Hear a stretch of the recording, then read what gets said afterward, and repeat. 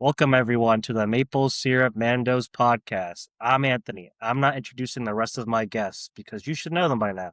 But you can see Jacob over here, Paul over there, and Blaise. I'm going to have his picture in post. We're going to do another tier list for Rebels. Last time we did Empire, very long episode, and we're going to try to see if we can match it or do better. I'm just going to reiterate the tier list criteria of each of the tiers. Booty Butt, that's F tier. It's worse than any generic card out there that you have in your faction. D, it's better than your generic card, but it's kind of situationally good, or it's not even worth taking sometimes. C tier, it's better than the generic, but it has a bit low impact on the game. In turns, you probably play it 1 out of 10 games. B tier is just a good card. A tier, big impact. That's the reason you're taking the character. I think S tier, we would describe that as it's pivotal to how you play that character in your list. So that's our criteria moving forward for the Rebels here. I'm going to do a good job to also not show my background because I did that a couple of times last time. Okay. Yeah, and so we've kept the shared cards between Rebels and Empire because we ranked Boba Fett and IG-11 as Empire units previously, and I think we talked about it outside the episode. I don't think any of their rankings significantly changed. Did we move Mechanical Carnage? Is it lower than it was in Empire? Or did we put that as a B tier card? I can't remember. I think we did put it as a B tier card. I think it was a B tier card. Maybe it's a C tier card. No, it definitely wasn't C. I thought it was A or B last time. But I think just a quick note on the Bounty Hunter cards is that generally for both of them, their cards are slightly worse, I think, in Empire than they are, or slightly worse in Rebels than they are in Empire, because of the higher competition in the slots that these characters are trying to be in, the operative slot, and not having access to the command and control uplink card that the Imperial officer can bring. That really helped IG-11 and Boba Fett on their 1 pips in particular to act as 0 pips, which they don't have access to in Rebels, but the cards are still the same text on the card, so they're mostly the same. Yeah, do you want to start us? Do we want to jump right into it? We're not doing any homework segments. We're not going to talk about anything else. We're just going to focus on the tier list because it'll take some time. There's a lot of cards in Rebels. You guys don't want to focus on why I'm wearing a birthday hat? Is it your birthday today? I thought it was tomorrow. Friday. For audio listeners, Jacob's wearing a birthday hat, a combo birthday hat he got from work. It's his birthday coming up. Happy birthday to Jacob. He's becoming another uncle at quarterstaff. We're very happy for him to join the ranks of more unks at quarterstaff. Thanks, guys. Appreciate it. So happy my birthday is my birthday. Well, when this episode releases, it probably will be my birthday. And just so the listeners know, the 4 of us, we're going to be hanging out at Chili's. Anthony and I are going to be drinking some margaritas for sure. I don't know about Blaise. Frankly, Blaise and I are not belligerent. Okay, I just wanted to make sure you were coming. You and I aren't usually friends like that, so I wanted to just make sure you were coming. Got confirmation on the cast that Blaise is coming to my birthday at Chili's on Friday. Party. So that's pretty sick. Sorry for everyone else that gets just belated late. If you're not invited, you missed Jacob's birthday party if you're listening to this, and he's frankly pissed about it. Just make sure you just congratulate him. Next you time are 22, right, Jacob? I'm turning 30. I'm getting unk status. I'm the elder statesman of the Maple Syrup Mandos podcast, though we have other unks that are in our group. I'm joining the unks and leaving the children behind. Nice. Congratulations. You're taking your first steps into a new world. Let's get this boat on the show. All right. Let's start with a nice, good card. Son of Skywalker. Hood Classic. Arguably the first command card in Legion. Whoa. Yeah. Luke Skywalker's iconic card. He makes 2 attacks this round. It's a free action. Yeah. So the text specifically, it's a 1 pip. Issues in order only to Luke Skywalker. Can be taken by either version of Luke Skywalker. When Luke Skywalker makes his first attack this round, after the attack sequence is resolved, he may make a free attack action, even if he's already made an attack action that turn. Obviously, it's implied on the card, but many new players get confused. But that means that he has to immediately either swing his lightsaber, throw his lightsaber, or shoot his pistol after taking the first attack. He can't do anything else in between them. Where do we rank this card? I would put this at very high A tier, if only because, I mean, the 2 attack cards in this game are like quintessential, really great 1 pips. I think his is the worst of them because you have to immediately make an attack. I think Anakin's is better, and I think Vader's is better. And then also the platform of Luke, both Operative Luke and Commander Luke, are not really great attack platforms compared to some other Jedi. Operative Luke is solid. He's going to pierce 4. He's solid, but inconsistent. I think I've had, the reason I don't really play with Luke anymore, Operative Luke anymore, is like the amount of times I've whiffed on a Son of Skywalker feels bad enough where I'm like, I don't want to rely on that in any competitive format. I think it's really super high A. But I think it might be B. I think it is inconsistent even on like Operative Luke with 7 black. I think new Luke is 3 black, 2 red, pierced 1 or pierced 2. I don't even know. He's pierced 1. I think he's impact 2, pierced 1. Yeah, it's 3 black, 2 red. Yeah. But he can use it on his pistol, which is pretty solid. Which is helpful. Yeah. It's not. I think that's a little better. You're not really taking saber throw on Operative Luke. Yep. I would say it's like a high B. I would put it in A. I think, like Jacob said, I think this is probably one of the weaker of the double attack Jedi cards, which most expensive Jedi have access to some card lets him swing twice. But the second attack is completely like unconditional. If you look at like some of the weaker double attack cards, like the super tactical droids, like Gar, Ahsoka, they have some sort of specific condition they have to fulfill to do that. Luke just gets to swing twice, or even Din Djarin's 2 pip that lets him attack. Like, it's better than those cards. It's not quite as strong. Yeah, I put it in A tier, especially with the unit it's attached to. Luke's dice aren't reliable, but he does roll a lot of them, and he has Pierce, which is good. This is what you use if you want to try and take down a chunky target quickly. Quintessential.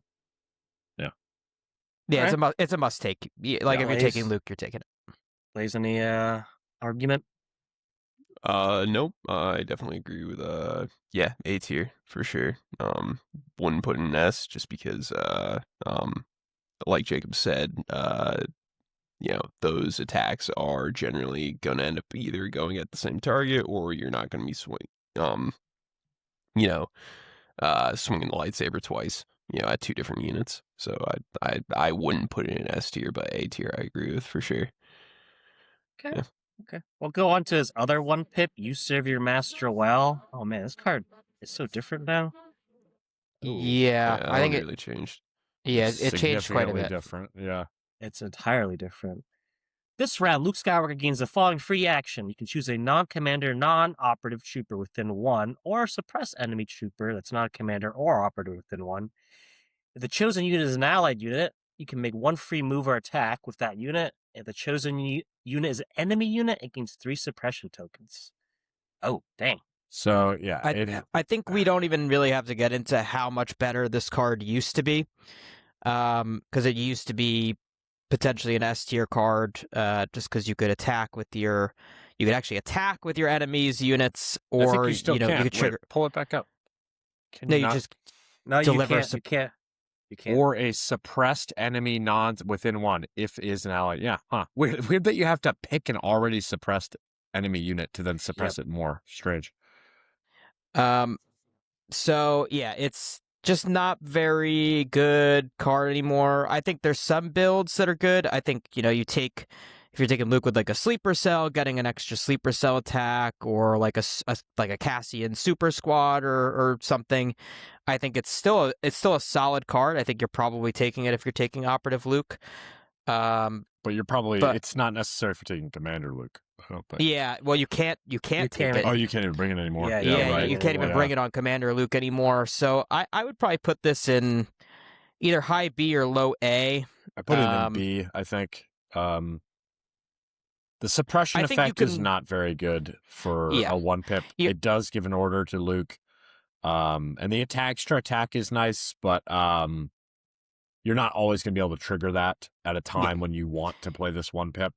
Because you also have to be within range 1 of that unit, and like just having Luke sit like having a possibly close to 200-point unit, just like following around another unit, just to get this card effect off is like not super efficient. So yeah, I'm fine with B. Still an interesting effect getting but you need at least one unit to pair it with, which rebels have a few options, but it also the second part of it is just not very useful. Like the suppression effect is really bad. You would have to take Jedi Mind Trick almost to make that work. Yeah, it would only be really a core trooper. bad. It's not like a core trooper you're also suppressing, or like a special forces trooper you're suppressing. Well, and that unit also has to already be suppressed. So it's only useful for like panicking. Yeah, too bad. But it's a fine card. It gives you an order on a unit that you want an order. It makes operative look a little more trickier. It's fun. All right. Next one. Full of surprises. Another Luke Skywalker card that gives an order just to him. Luke Skywalker gets 1 dodge until the end of the round. Each time Luke Skywalker defends, he rolls a number of additional white defense die during the roll defense step, equal to his suppression, minus the number of suppression tokens he has. And fun fact about this card. Equal to his courage, minus suppression tokens. Oh, yeah. So potentially on operative Luke, you might be rolling 4 extra white dice. On Commander Luke, the most you're ever going to roll extras. And on is 3. Tauntaun Luke, does he Courage 3?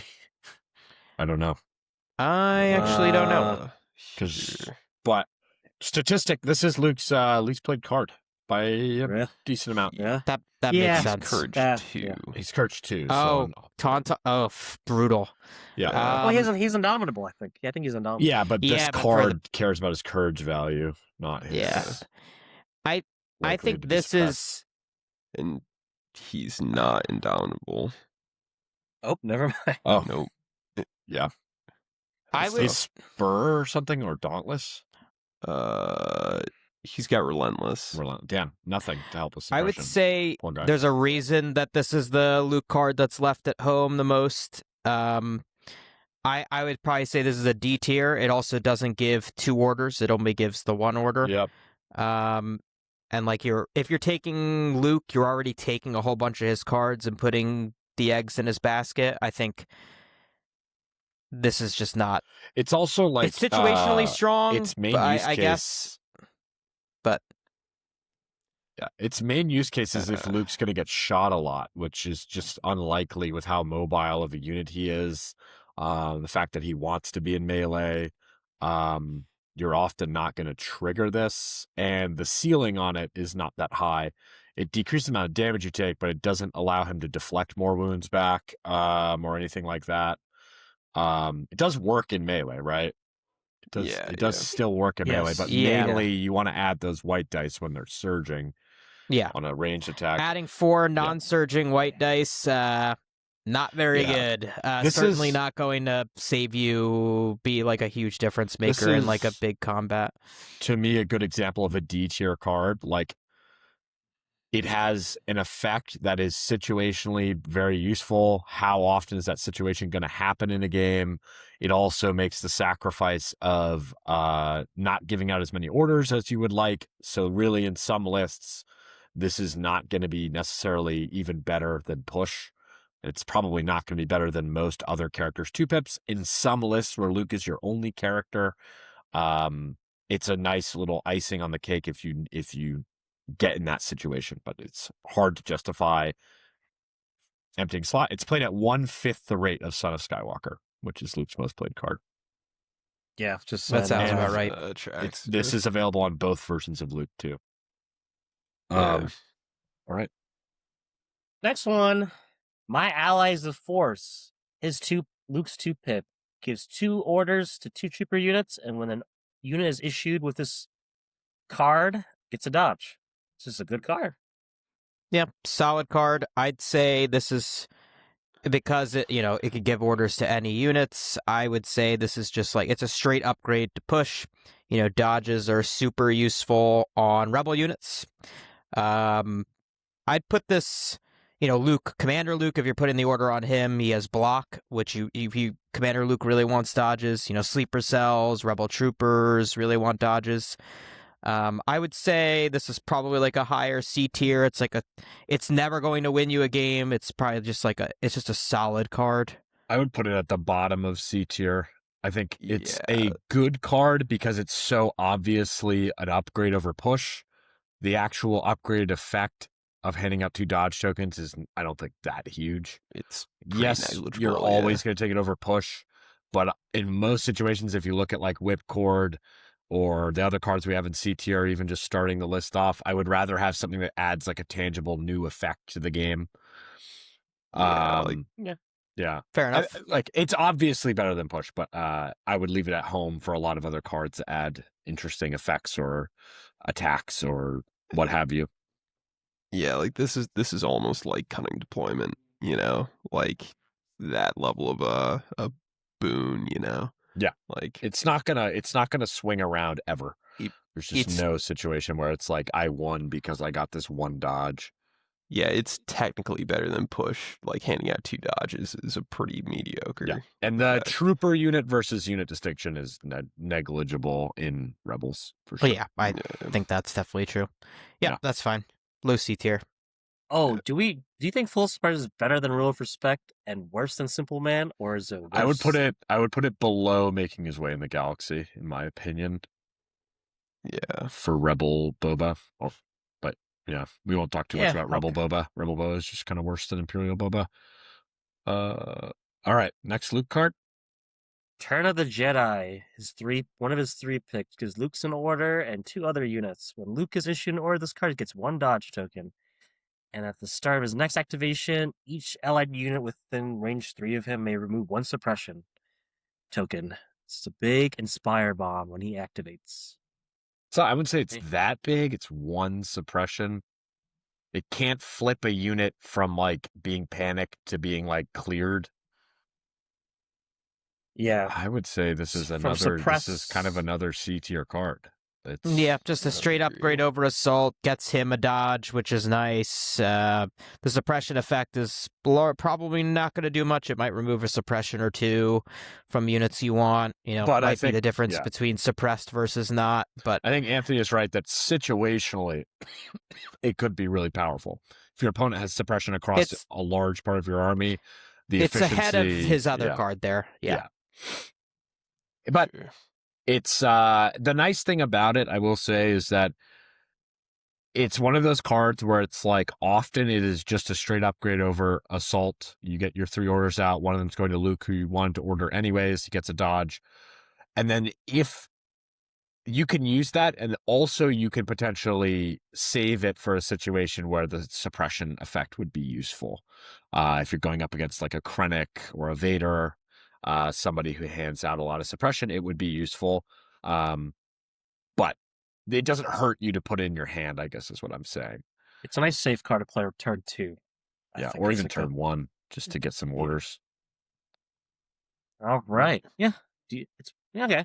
It's fine. And then his last 3 pip just for his operative version. I am a Jedi. This round, Luke gets surged to block and cannot make any attacks. And you choose 2 enemy trooper units within 1 of Luke. And those units cannot make an attack until the end of the round.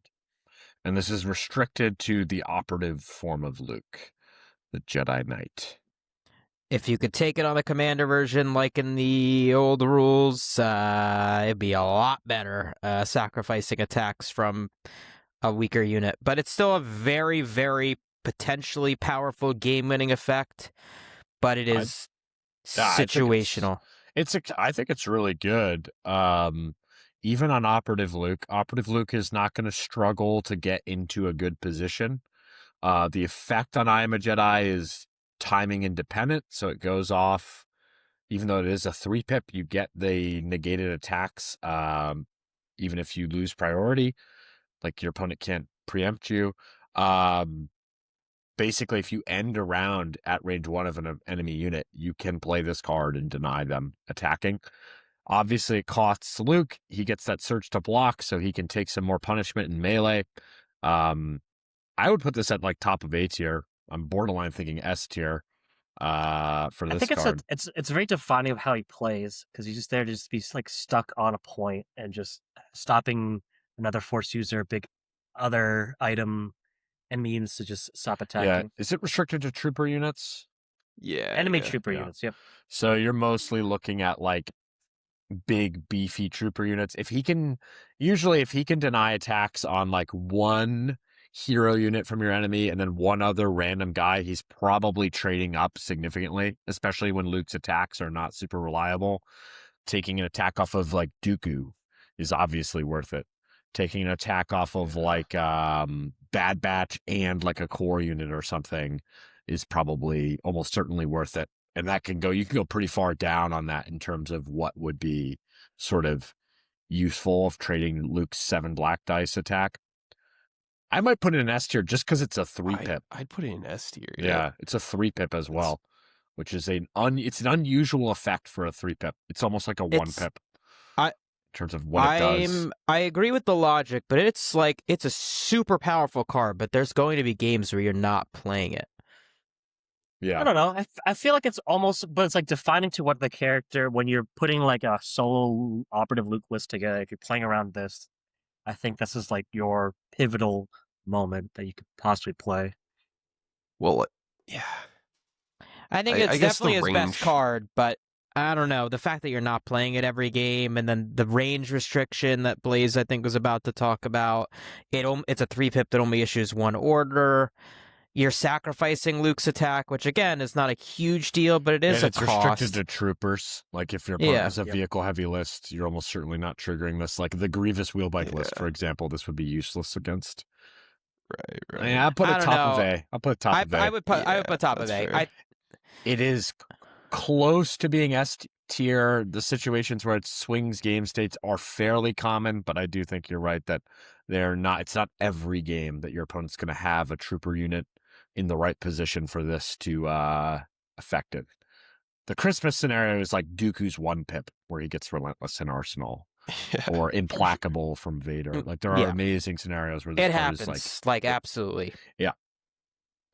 Big time. All right. Not consistent enough. I've been convinced. I'll put it on A too. I've been convinced. Is that it for him? Yeah, that's all 6 cards. Luke. I feel like you should have more cards, more interesting cards. He'll probably get some with the Tauntaun Luke coming out. Yeah.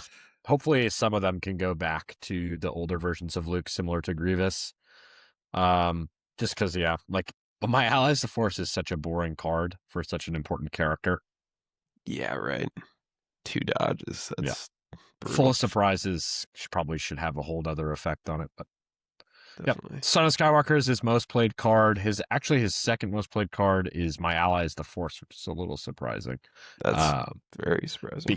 But that's because it's available on both versions of him, I think. That's definitely why. It's also just a good card to play if you don't want to play a 1-pip. Yeah. All right. Who's Our next? character's neck. I need the stats for this. We're going to Chewbacca's cards. Oh boy. Whoa.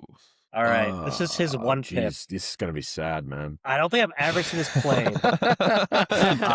Hold on, let me pull up my spreadsheet. Short by least played. Oh no! Oh dear. I in my history play Legion for the last what did I say last time? 3.5 years. I don't think I've ever seen this card ever played. Ever. For the statistics, this card ranks as the 6th to least played card. So it's in the bottom 10 cards played in Legion out of 199. It's in the bottom 10. It has 11 plays in the last year, which is a little more than I thought. It's more right than I thought. Above. It's right above K2SO's card and right below IG88's. This is played more than K2SO's card. What are they doing over here? Hear me out on this. It. I actually think the reason this card is not played isn't even necessarily because the effect is bad. It's because Luke has 2 other 1-pips, and it's a very competitive slot. I actually think this is D tier. I don't think it's booty butt cheeks because it is definitely better than ambush. I'd elevate it over D tier. So I would elevate it gives 2 orders, and you can activate 2 units back to back on a 1. Chewbacca and Luke Skywalker, either version, which is I guess is a good distinction. Yeah, they can put down a lot of hurt on one target together. It's kind of like a double attack card in terms of the timing of it, but it does take both of their activations, so you're kind of just front loading their attacks. I would put this card in C tier, and honestly, as a card, I think it's a fairly good card. It's the context of the faction. Is it really? Can we really? I don't know. Can it be? I feel like it shouldn't be ranked so low just because Chewbacca is not very good. I think it's also just I just don't see the cost. potential. Yeah. And there's no way to configure Chewbacca so that he actually hits hard when he goes first.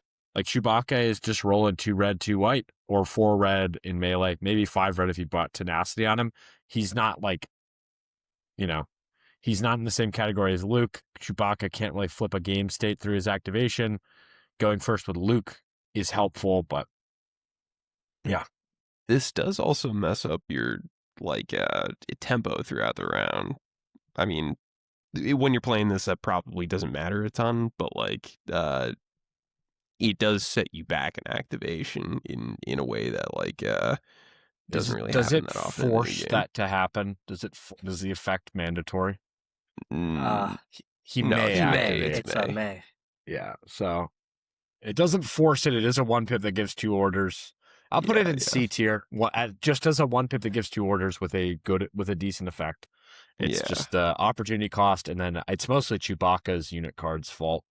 Yeah, if Chewbacca were, I'm fine with putting it in C tier, because if Chewbacca were to become better, if Chewbacca rolled like 8 melee dice, like most characters do nowadays, then he might be a lot stronger. All right. Do you think it's better than Luke's cards below Whipcord? No, I put it at the bottom of C. Maybe Jacob's right that it's a D tier card. I don't know. I agree though. It's like the 2 orders on a 1-pip is solid. The effect isn't bad. Right below, making your way up across the galaxy. Making your way in the galaxy. Yeah, put it top of D tier. Okay. If you can configure a list where I guess if you're configuring a Commander Luke list with Chewbacca, this is probably a decent card. If you've created that constraint, because then you couldn't take both of Operative Luke's cards. Right. Complicated card to rank because of its interaction with Luke, but I would say if you have Commander Luke in your list, this is probably a good card. If you do not, someone prove us wrong. Yeah. Someone prove us wrong. Yeah, 10 plays. All right, next Chewbacca card. Brains and Brawn, his 2-pip, gives Chewbacca and Leia an order. This time when Leia makes an ranged attack, if Chewbacca has an LOS to it and was then ranged through the defender, he can also add his ranged attack to it. This is his most played card by far for a very obvious reason, which is that Chewbacca is playable as an ATST with a different unit card in Bright Tree Village, and that card still works on ATST Chewbacca. Could you bring the card back up, Anthony? Yeah. And then, an important thing is that it does, and I have seen people get this wrong, so if you're not aware, it adds one of Chewbacca's weapons to the pool, so the ATSD has to pick one of its guns to give. If it's on foot Chewbacca, it's obviously his bowcaster. So it doesn't let him attack twice per se. It lets him like kind of. It's weird. It's like Leia gets Arsenal and can use one of his guns. It's like Leia gets Arsenal too. I would put this card. It's hard because Operative Chewbacca, the on foot version, is such a fundamentally different version of the unit than the ATST Chewbacca. I would, all that being said, put it in B tier. Its effects on the ATST are really solid. It doesn't it doesn't trigger incognito. It doesn't pop incognito because it is not Chewbacca making the attack. He's just supporting Leia. It is a 2-pip. It's a less competitive slot. It's a nice effect on a 2-pip. You don't get a lot of 2-pips that have this effect where they like increase your damage.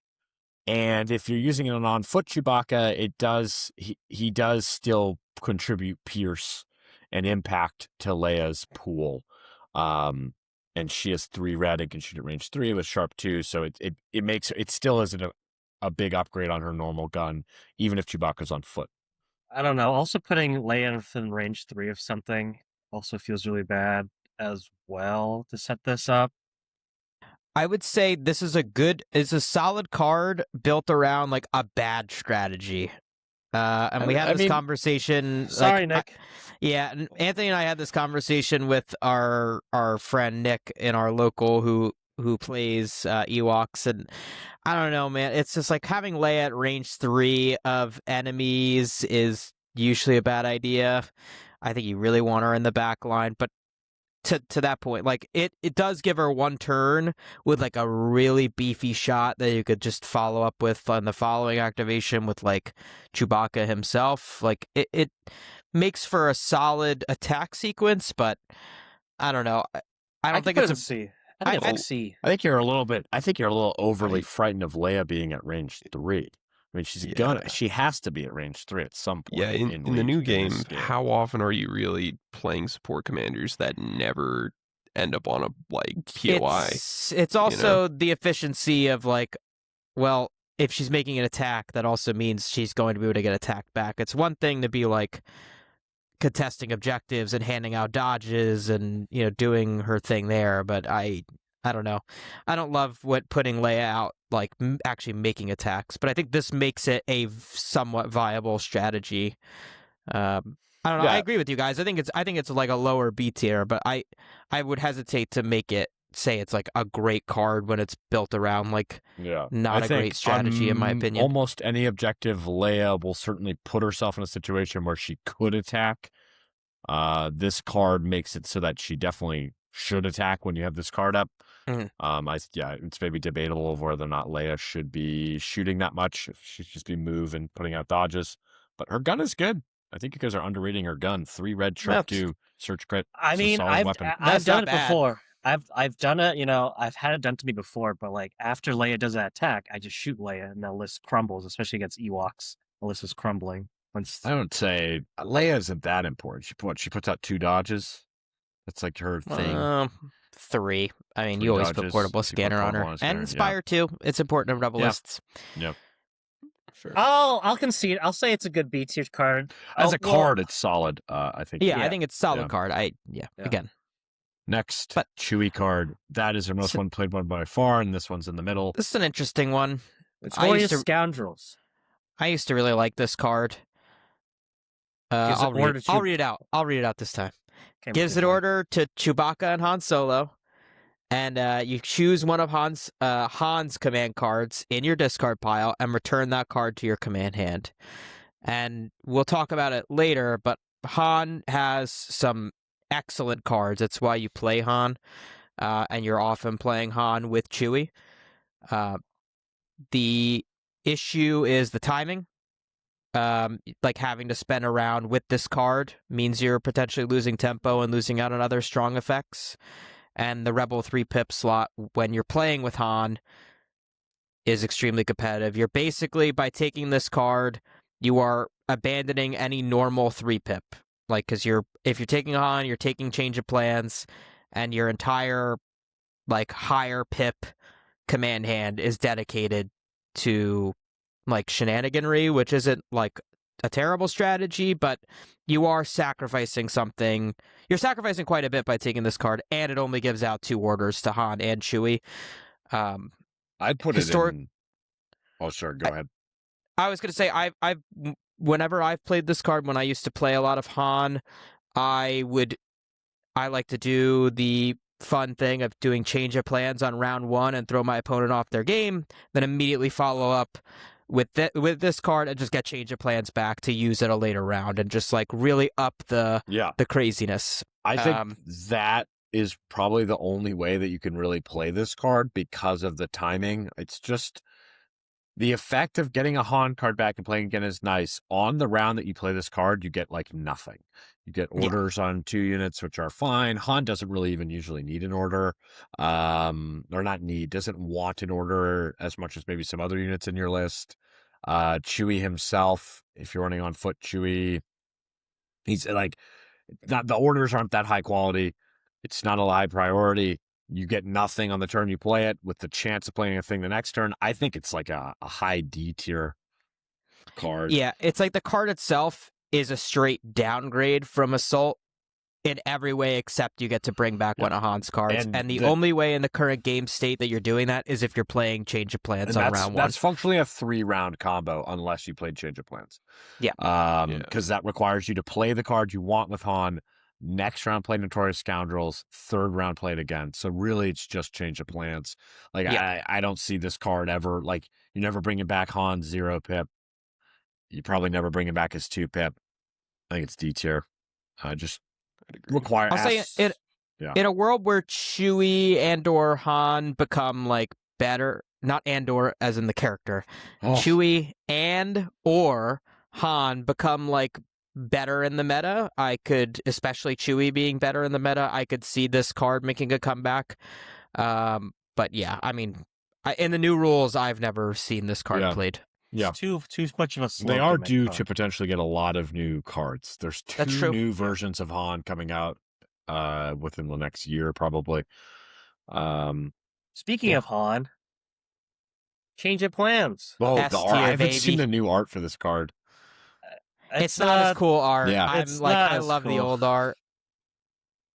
What was the old art again? It was kind of him like in the scene of just like tricking the scout trooper. Yeah. Which I love that scene, just like tapping on the shoulder. Yeah. I don't know. I love when Star Wars is goofy. So this is the Han 3 people we were just talking about that lets you return a command card that your opponent had played, and they can't select it, and they have to select a new card. And you can choose to discard this card in order to make them choose something different. Or you just play it as normal. Han will get an order and 2 other units. Yeah, I mean, this is one of the best cards in the game. It's why you take Han. The effect of like Han's most played card.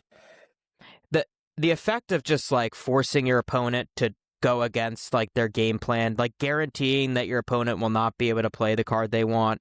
And in certain matchups, like whenever you're able to get like, oh, Vader, oh, you can't play Implacable. Oh, Yoda, you're going out of sequence and your entire game plan's ruined. Like, this is just having this in your hand it's an ace in the hole, classic S tier card. Yeah.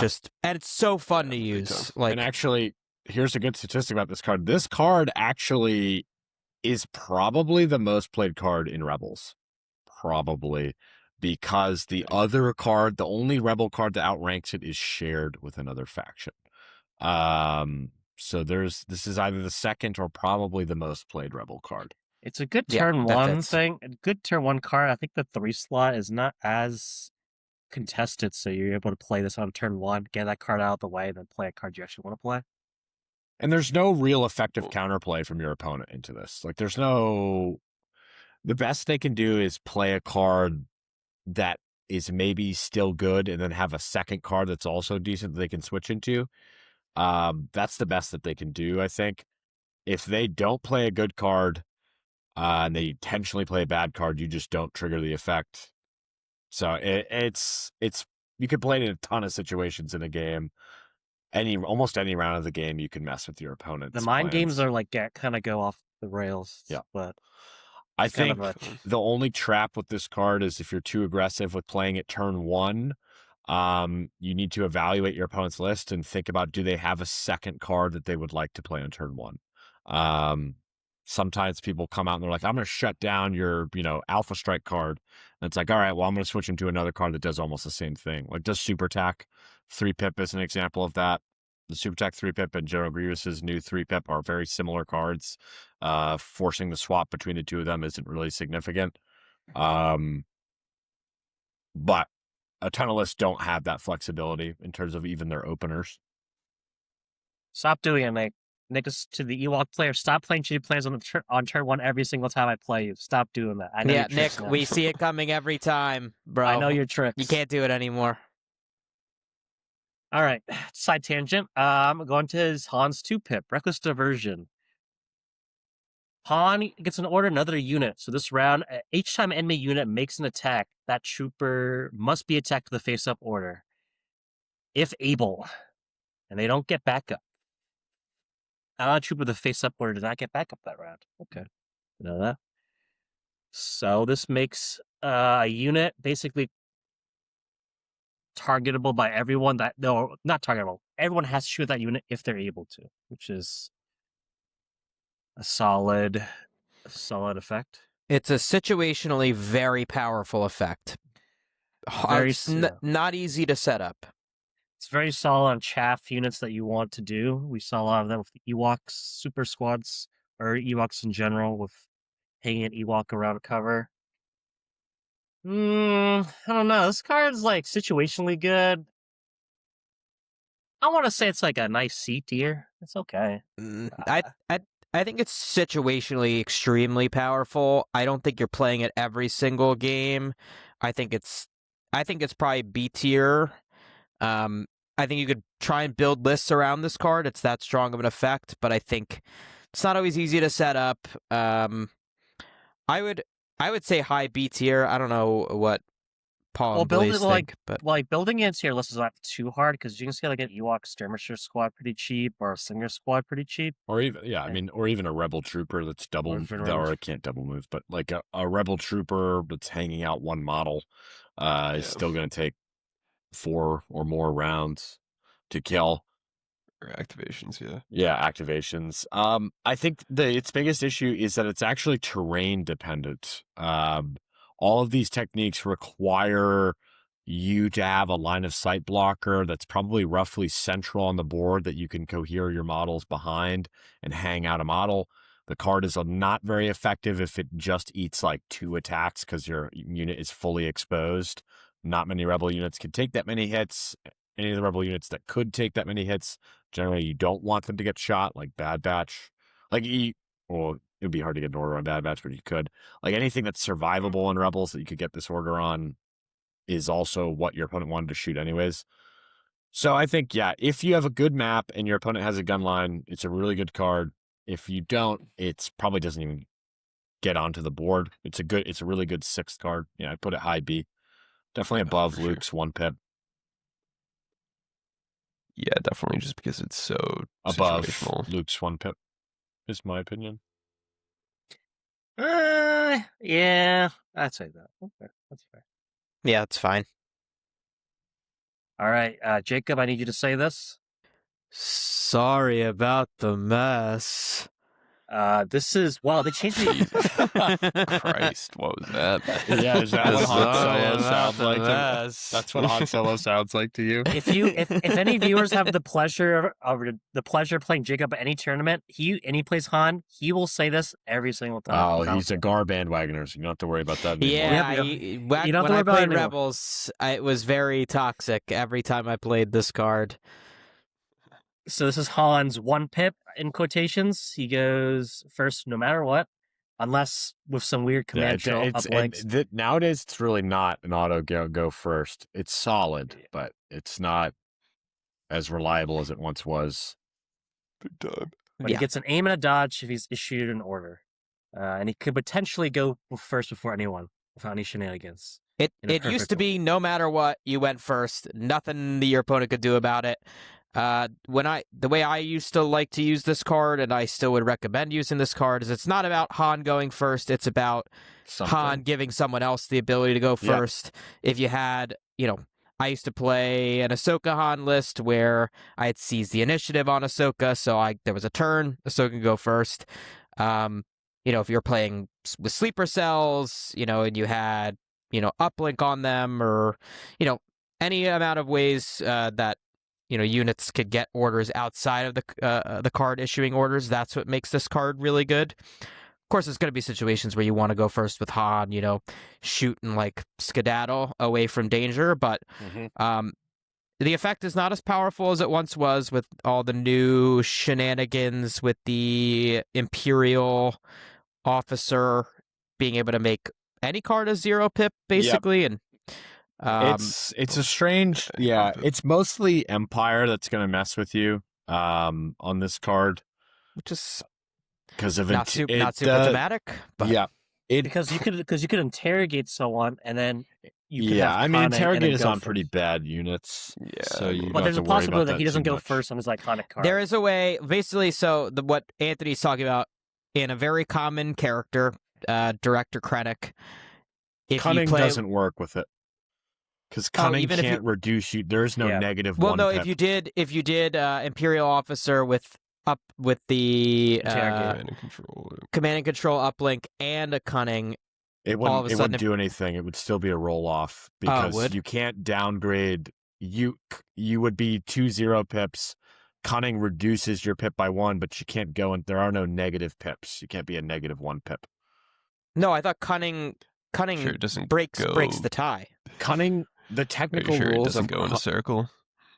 Just cunning decreases the pip value of whoever's card it is by 1 if it's a tie. Oh, I see. Which so that's what thus the language makes it win the tie. But I'm talking in this about case, interrogate. Yeah, interrogate is the only way that somebody could always go first before you, because they would change this to a 1 pip, and then they could either use cunning or command and control uplink to go to a 0 pip. That's only on 7th Sister and Callus.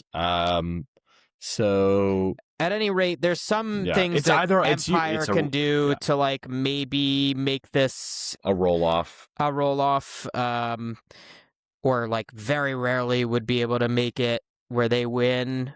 For the most, I don't think like that's actually. I don't think that's actually enough to really change how I rate the card, though. I don't think so either. It's something to note that it's not as guaranteed as it used to be, but I still think this is an A tier card. I think it's very solid effect of just being able to go first, no matter what, 99% of the time. I'd put it above aim and a I dodge Am a is Jedi. nice. Yeah, I would say that. And I think it's also, aim and a dodge. You're also typically playing Han with Chewie a lot of the time. Getting him 2 tokens is nice as well. I think noticing it's A tier, but you have to have another unit that's getting the order. Yes, and you are just using the 0 pip effect.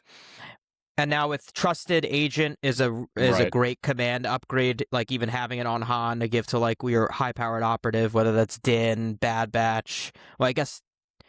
Yeah, you could still... Trusted Agent works on Bad Batch, Ahsoka, Op Luke, any of the high-power operatives. It's a great card. This is why, these 3 cards, this is why Han is such a good unit. This is really like, he's got an S, an A, and a B in our estimation. He's probably has the best command card suite in the game. Yeah. At least like a 3-card command suite in the game. I think Dooku is his only competitor. Yeah, that's fair. All right. Yeah. Next character. There's not a lot of bad characters left. I see one. She's looking at me. That's not her. I'm looking at him. This is a fun one. This is my favorite card to talk about because I did not know what this was. When I pulled the statistics on Legion, this is the least played card in Legion, by the way. 6 plays in 1 year and 365 days. 6 people took the time to put this in their list. Just to be clear, that does not mean that it actually saw the table. That just means they brought it in their hand to a tournament. Yeah, I had to like Google what this card was. I had never heard of it. I thought it might have been like somebody's custom card, but yep. Nope, it's a real card. It's Wicket's 1 pip. Wicket is takeable obviously in Bright Tree and also in General Rebels. Gives an order just to Wicket at the start of the next activation phase, which is a weird wording, but it just means the round that you played this card. Wicket gains 1 dodge token until the end of the round. Wicket increases his maximum speed to 3 and gains outmaneuver. Fine. And then, one more sentence. Wicket cannot make attacks this round. Yeah. So bad. This is F tier. All right. Oh wait. I'm gonna do. I think this is a D tier card. No. Low key, I think it's a D tier card. No. I think it's a D Stop tier it. card. Yeah, No. man. It's a D tier card. No. This is worse than anti-capture protocols. I think in a world, I think once the new objectives come out, this could be situationally good. I think it. Dude, running Sure. with it Rockstar- was barely situationally good in In the the old old rules where rules. like there was a lot of objectives where it applied to. well, no one played Ewoks back then. No one really understood the Nah, capabilities. nah. This is bottom of F tier. It's worse than anti-capture protocols. This might be. I think it is probably the worst command card in the game. When you look at what it actually does, you're trading your ability to make attacks. Obviously, Wicket's attacks are not amazing, but he has relentless, so he could do them for free while moving anyways. You're trading your ability to make attacks, your ability to play a 1-pip that does something better than this, to move at speed 3 and get a dodge. And outmaneuver is basically a fluff keyword at this point. Yeah, I need someone out it's there to prove me wrong. Prove these guys wrong. There is just so few situations where Wicket would need to move 2 speed 3 moves to get somewhere and not move 2 speed 2 moves to get somewhere. If you position him well, you would never need this card. Yeah, F tier. It probably should never be brought unless you somehow contrived a situation where Wicket was your only commander. Even then, ambush is better in most situations. If there's a viewer out there that's willing to play 10 games of Wicket and play this one card, let me know how it goes. I would love to know how it went. That's the homework for everyone. Don't give homework to Nick like that, bro. That's not Call nice. me Nostradamus. It's gonna go bad, dude. I can see the future. Yeah. Yeah. I think Anthony, maybe there's a chance that they release an objective that this is good for. But I just don't see any objective ever existing where this card is so good that it's like actually worth taking. Anyways, move on. Sneaky Scouting, Wicket's 2-pip. I actually have never played against this either. There's another Wicket card. It gives an order just to him. Choose up to 2 enemy units within range 2 of Wicket. Each chosen unit gains 2 observation tokens. Till the end of the round, each time an allied unit declares an attack against that unit that has an observation token, can spend it to get surging to hit for that attack. So Close Call had 6 plays. This has 24, 4 times as much as played. I think this is the effect sounds really good on paper. You're like, wow, surge crit on my Surge unit. hit. Surge hit. It's surge hit. Yes. Ooh, Search it. It's Sounds only helpful good. on Ewoks and Rebel Troopers. Yeah. That is it. Sounds good. The contrivance of having to set this up, of getting Wicket at range 2 of enemies, of getting those observation tokens out, it only issues an order to Wicket himself.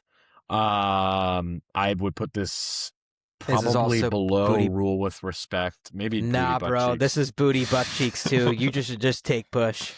I think every above time. anti-capture protocols.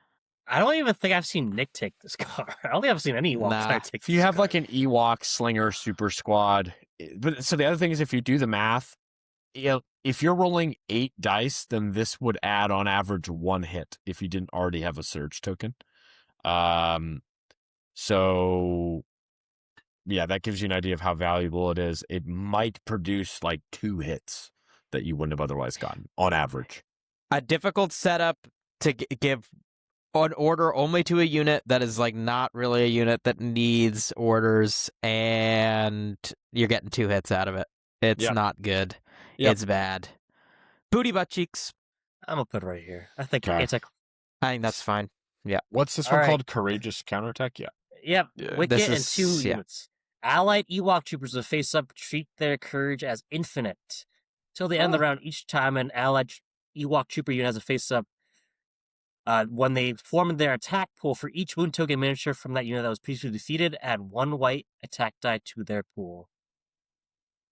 It's go ahead. interesting that this is like kind of it. This is like the Cassian effect. It is, but it's restricted to Ewoks, which Right, makes with it the with the significantly face-up. worse.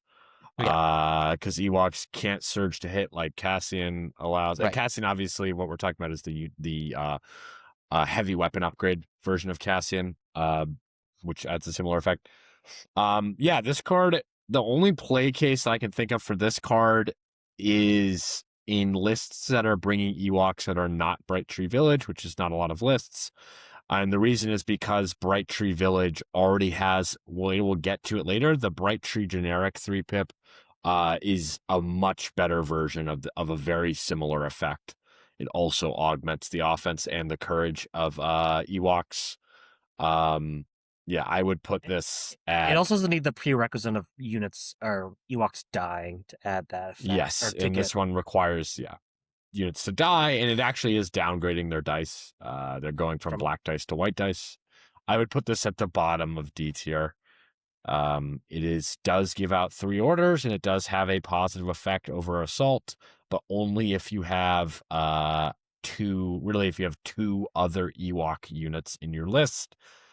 And in the context of Bright Tree Village, which has a much better version of similar card, it is unlikely to be taken. That is his most played card at 65 plays. Really? Putting it in the bottom 25% of cards. So even in Bright, yeah, whatever. Next. Let's finish out Bright Tree. Yeah. I wish that these were low gray cards. It would be nice for low gray to get a win here and have a card. He has no cards. He has no cards, even though these are basically his cards. Arboreal Assault. You must nominate an Ewok commander. When Ewok trooper unit is issued with order, its weapons can suppress and immobilize 1 until the end of the round.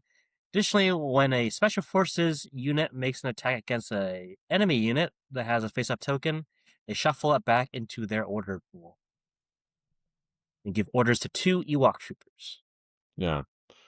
Yeah, this is like it just piles on a bunch of different effects. You're getting suppressive, you are getting the shuffling, and then importantly with Immobilize 1, since it has a number attached to it, it stacks. So the number of Ewoks that attack is the number of Immobilize tokens you can add to a pool.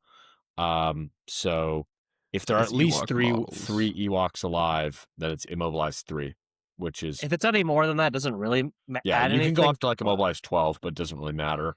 As long as you have Immobilize 2 or 3, it could shut down any unit.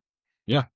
This is a really good card when you're looking at what do you want a 1-pip to do. It gives out 2 orders, has 3 distinct effects, all of which are good, and you can almost certainly contrive a scenario in a game where either the order shuffling or the immobilize will be very effective. The suppressive isn't that huge. Ewoks can't split fire because they don't have heavy weapon options other than the axe if they're in melee, I guess, but they can't really split fire with their ranged attack on the slingers. They can't do it at all. So I would put this like probably in the middle of B tier. I don't know what your guys' thoughts are. I'd say A tier, like lower A tier. I think in the context of like the Ewok list, like putting the orders on the 2 slinger super squads that just can like immobilize, like, I mean, it's a potential game-winning play by immobilizing like their focus piece on their 1-pip or I think, and the shuffling into the bag is like situationally strong, but I think it's really the 2 orders on your big units in Ewoks, and immobilizing things so they literally cannot move. There's like, if you have 3 health or above, they ain't going nowhere. And you have to land a wound. Yeah, that's true. That's true. I would still say bottom of A. I think it's super powerful situationally. I think you're always playing the card, and it's not always going to win you the game or be super game breaking, but it has the potential to make a game winning play. You're going to throw a lot of dice at a key unit in their army and potentially either kill them or shut them down, presumably. I think it's a pretty defining thing that Ewoks do, like the super squads, the slingers and stuff. I'd probably put it above mechanical carnage in the context of Rebels. Yeah. In my opinion. Yeah, I think you're right. I put it down with like whipcord, man. Really? Whoa! It's a really comparable effect. Like I think it's above whipcord for sure, but I think it is a comparable effect. I think they're you get 2 orders on 2 units, and they could shoot their range attacks. It's not like you even have to be at range 1. Yeah, and it's immobilized. I guess you can do it across multiple. Or also, if you're giving multiple units. Also, if you kill a unit that has a face up, there's the other face up that has. Also, the secondary effect like doesn't require a face up. Right.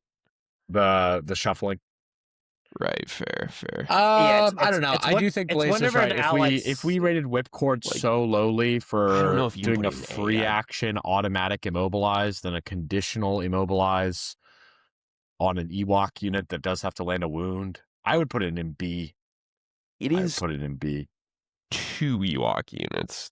That is a good point. Yeah, I think. And it's range 2 effectively. Well, range 2 with the move if you But it is harder to trigger than whipcord because it requires you to make an attack that gets a wound off versus whipcord, which is a 1-pip that just requires Boba to use a free action. Right. Whipcord is worse, definitely, but I do think that it's hard to say how valuable the suppressive and the token should, like how much better does that make it than the immobilize effect? Yeah. I put it above Brains and Brawn. Marginally, but I think it's just like, it's a range 3 threat range to get the effect to go off, because when you're moving with a slinger into melee, it affects every special forces unit, which could be 3 slingers. Yeah. But they can't split fire. And it's a 1-pip that gives 2 orders, which I think is also valuable. And it could be, if you really needed to put the orders on, like, Wicket for some reason. Also, or the like, secondary part of the effect where you can token shuffle, the ally special force doesn't need to have a face-up. That could also be situationally really strong, getting an order back onto, like, a focus piece that you've also already immobilized, potentially, is pretty big. Yeah, I put it in the middle of B tier, above Brains and Brawn. I don't think it's. I'm gonna fight you on this, bro. Nah, the token shuffling is also pinned down, which was also rated. Yeah, but it's all of those things wrapped up into 1 card on a unit that's a lot worse. Yeah, it does require all Slinger this super to come squads from... are pretty good. Yeah, they're scary if they're at full health. Yeah. I think. But all right, Anthony, what are you thinking? I think it's personally fine. Like I every time I play against super squads, Ewoks, I eliminate them because I know they're gonna try to do that stuff against me. So I would say like it's a good card. You would take it over Wicket's 1-pip. It's the worst card in the game. It's somewhere between F and S. Settle for top of B. I ain't going any lower than that. I'm putting it below Reckless Diversion. Nickel and dimed. Listen, I think we're arguing my new shit. Orobio Assault and Log Traps are the 2 1-pips. Pivot, by the way. Assault. That's a clean transition. That's a clean transition. These are the 2 1-pips you would take in Bright Tree that aren't Wicket's 1-pips. Log Traps, you order no units. And 1 trooper unit Ewok trooper unit that has an Ewok Trapper miniature, so you have to get the upgrade for them, can make an attack with the weapon below. 1 to 4, 3 black, 2 red, impact 4, pierce 1. Just a big laser. Yep. It happens during the activation phase, so it happens before any units activate. You do have to like draw the line of sight and make the attack from a unit that has the Trapper upgrade, which is a 10-point upgrade that basically all it does is allow you to play this card. I would put this card like bottom of B tier, maybe top of C above Boba's Rocket. I think it's maybe C bottom tier, of B. I think it's top of C. I think the I'd say bottom of B. As an out of activation additional attack, it does roll a lot of dice. It doesn't often make the difference between killing an armor piece and not killing an armor piece in Ewoks. It can help Chewbacca kill an armor piece, but you don't have to use it on armor. You can just sling this at a trooper to get some pierce value down. Ewoks don't often really need the orders that you're losing out on here. So, I don't know. You're paying 10 points for the trapper in a unit? As an opportunity cost of you have to pay 10 points to be able to play this. I don't want to say it's top of C. I think I'd say low B. Yeah, I'd give it B. It's a lot better than the jetpack rocket because it's just a free additional attack. Yeah, and it's a better attack. and it's got Pierce. Yeah, it's got Pierce. It does have Pierce. That's definitely the best bombard card in the game. For sure, because of its timing and all that stuff. And it does. You will have a surge token on the unit because it's a independent search, and there's no one getting orders. Yeah, it's good. Below Brains and Brawn, you think, or above Brains and Brawn? I'll put it above. All right, it happens. All right, hiding in plain sight. This is one of the gimmick cards. Gimmick cards. Really likes this card. We talked about this card a lot with Nick recently. I'll read it. 2-pip, hiding in plain sight. It's the Bright Tree Village card. 2 Ewok trooper units. If you must nominate an Ewok commander. And like all the Bright Tree Village cards, if you cannot nominate an Ewok commander, you cannot play this card. Units issued in order with this card gain Inconspicuous this round, which in case you're not familiar, Inconspicuous is a keyword where if a unit has a suppression, when your opponent makes an attack, they cannot target the unit with Inconspicuous unless it is the only viable target for that attack.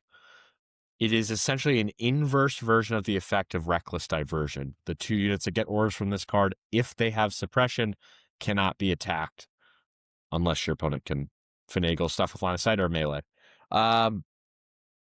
This card is bro. I don't think it. I'm sorry, Nick. This gimmick does not work. This gimmick does not work. It's like low C. I'd put it. I'll rather just take Brains. Maybe above Notorious Scoundrels. High D, low C is where I would put this. I'd say it's somewhere in down. I put it in low C because it's obviously better than Push in Ewoks. 2 slot. I don't know. I would rather take Reckless Diversion over this card. Yes, honestly. and it has the opportunity cost of Reckless Diversion. I think is mostly a better effect in the same list. My reasoning for that is because in order to trigger Incognito, you need suppression, which means your Ewoks had to get attacked and might have to be losing actions.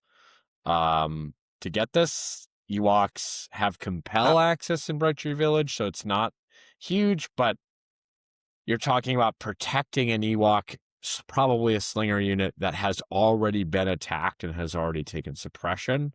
So it's probably a pretty low value unit. Already, You're it's also probably sharing already the slot thrown its full with, health attack.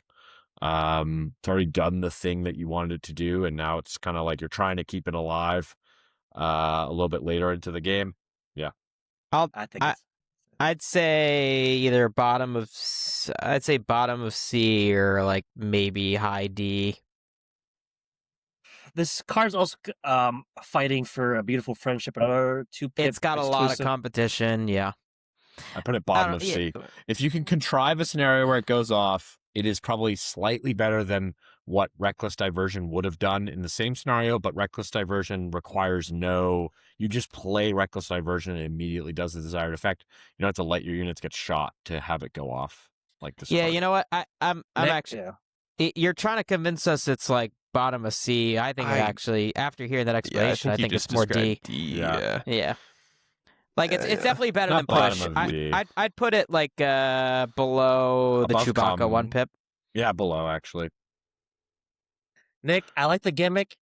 If it goes off, it's fine. It's just it's hard to set it up. It's not always going to go off, and when it goes off, it's fine. Your Ewoks are not often getting attacked and not suffering a lot of wounds. If your opponent for some reason is plinking you with guns that don't do any damage, then it could be better than Reckless Diversion. Let's move on. 3-pip. For the tribe. This is 3 a really Ewok good card. 3 trooper Ewok troopers. Units with this with an order from this card can Dauntless or Relentless. And when a unit is issued an order of this card, it may make a recover action. Super good. Gives out 3 units on a 3-pip. That's what you want to 3 orders on a 3-pip. That's what you want to see. Relentless is a super high value keyword, particularly on Ewok Slingers, which most lists are going to have 3 of. It can also be used to give charge to the Ewok Skirmishers functionally if you need it to. I would put this like in the middle of A tier. It's just super efficient. Dauntless and the free recover mean that if you play this card not on turn 1, it's very unlikely that your opponent is actually going to stop these attacks from happening. Think about like we rank Tack Strike very high. This card is basically Tack Strike without the aims, but with the guarantee that you're going to be able to double move with those units. Doesn't slow you down. Yeah, I'd put it. I think that's a pretty accurate ranking of it. Just a super efficient card, triggers a lot of good effects. For sure. Good alpha striking card. Yeah, if you played on turn 1 and with Scout, those Ewoks can reach like 5.5, I think, or 5 to the enemy board edge. And if you don't, then you can get more value out of the other effects. Yeah, solid. All right. On to I think this is the character Paul was referencing. Yeah, this is the one I was like, there's one bad character looking at me. Let's see. This card was really hard to pull stats on, and I think it's actually overinflated because old Jyn Erso, which had very similar her cards were like changed slightly, was playable in New Legion for a little bit, so I tried to combine them, but I don't know if that's if my stats are accurate. This is her 1-pip Eye Rebel. She gives Jyn Erso a token. She gets charged during her activation. Once this round, when an enemy unit within range 2 and line of sight of Jyn Erso starts its activation before its rally step, Jyn Erso may gain 1 suppression. If she does, she may make a free move action and then make a free attack action. It's a solid card. It's a good card. It lets her break the rules around attacking outside of her activation. Lets her make an attack before any enemy unit in the game. Like, for example, if Han played his 0-pip and Jyn played this card, she could still shoot Han before he can do anything. The profile that it's attacked what's her dice pool not great. She rolls 4 black in melee. What does she roll at range? She rolls like what's her gun? 2 red and a black, or 2 red and a white, maybe. Let me take a look. Her gun is 2 red and a white, pierce 1 long shot. There's no way that she has an aim. Or not no way. It's unlikely she has a name. Her melee is 4 red. She surges to crit. She's sharp 1. And agile 1. It's a very good card effect. The unit card that it gives you extra attacks on is not amazing. I would put this like in B tier as a card. It's quite good. It's just the unit that you're playing it on isn't amazing. I'd put it like either at the bottom of B or like right above Brains and Brawn. Yeah. I think she has Agile 1, so it's probably giving her a dodge. It's mostly making up for the opportunity cost of not getting independent move. But 2 shots from Jyn Erso are just not that devastating. Yeah. Next Jyn card. Oh, Blaise? I think it's got way more value just being able to tie up a unit. Like, I forgot. Blaise said that Jyn is really good. She also does have disengage, so she can leave a melee to tie up another unit in melee, which is solid. I mean, that's potentially huge. But are you going to put her at the top of B, or are you pushing for an A ranking, Blaise? Nah, not really. Just I agree with B. Anyways, sorry, just let's no. Well, okay. Well, you convinced me. I think we should put it above Brains and Brawn. No, it's not better than Brains and Brawn. It's better than Brains and Brawn, bro. No, it's not better than Brains and Brawn. As a card, I think it's. I would put it all the way up above Luke's 1-pip as a card, and I think with her having disengage. And also, I just checked, you don't have to do this before she activates. She could activate and then do this later in the round, so she could tie up 2 enemy units in melee pretty easily. Yeah. Okay. Solid. Okay. All right. Okay. Next gen card. Trust goes both ways. This is my favorite seed in Rogue One. Really? Yeah. Gives K2SO a gun because she trusts him now. Jin Ursa 1 trooper unit. Jin Ursa gets inspired 2 this round, and a non-Jin Ursa trooper is issued an order. They get teamwork into the end of the round. This is a solid card considering that Jin Urso has decent token generation through having Agile. Additionally, Rebels have a lot of other units that generate tokens and they can feed off of each other. Typically, you're going to use this to have Jin feed tokens onto someone else. She doesn't need a lot of aims. Dodges are fine for her, but she doesn't need... she has a decent gun, and it's a low ceiling. I would put this like high C tier. This card is really good if you can basically have her join someone else's teamwork chain. She can join Han and Chewbacca's teamwork chain or Leia and Wicket's teamwork chain. The token generation can get pretty nuts. I think it was designed to join Cassian and K2's teamwork chain, which but is not happening anymore. And no one really plays them anymore. But yeah, I think that's the best way to use it, just like tokens for days. Or Bad Batch, she can join their token chain. This would be good on Rebel Ahsoka, giving her some more dodges. I think this is intended. Yeah, good target. Yep, you just have to build your list around it. You can't. It's not going to be very good if you just drop it kind of randomly. You are giving up her independent dodge to do this. Independent move. Yeah. Independent move and Agile 1. Yeah. Last card of hers. Rebellions are built on hope. Her 3-pip, giving orders to 3 trooper units. When a unit is issued an order of this card, it may gain 1 suppression token. This round, when an allied trooper has a face-up token, it gains Danger Sense 2, Indomitable, and cannot be suppressed or panicked. It's fine. Solid 3-pip. They changed. Slightly changed because the old wording on it was literally useless. Which was that during the round, units it did nothing in the current rules, basically.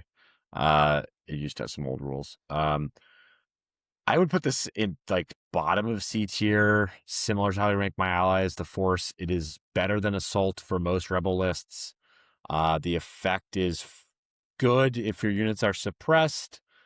However, later on in the game, it's unlikely that you would want to cancel suppression on a handful of your units versus getting some larger effect if you look higher in the tier list. Like one of these attack cards would probably be better later in the game. But it's a solid upgrade over Assault. I'd say a little higher than Luke's 2-pip. Because are you thinking of because of the potential for red safe units to get Danger Sense? Yeah. Yeah. That's solid. Yeah. That is a very good effect on like Mandalorians. I'd even say higher than Luke's 3-pip, actually. I think putting Danger Sense 2 on Mandos or something, I mean, that's like pretty strong. Yeah. You can think of it like it's a token generation card with Mandos. Yeah. Like it's probably a little better than giving them a dodge. Yeah. All right, that's Jin.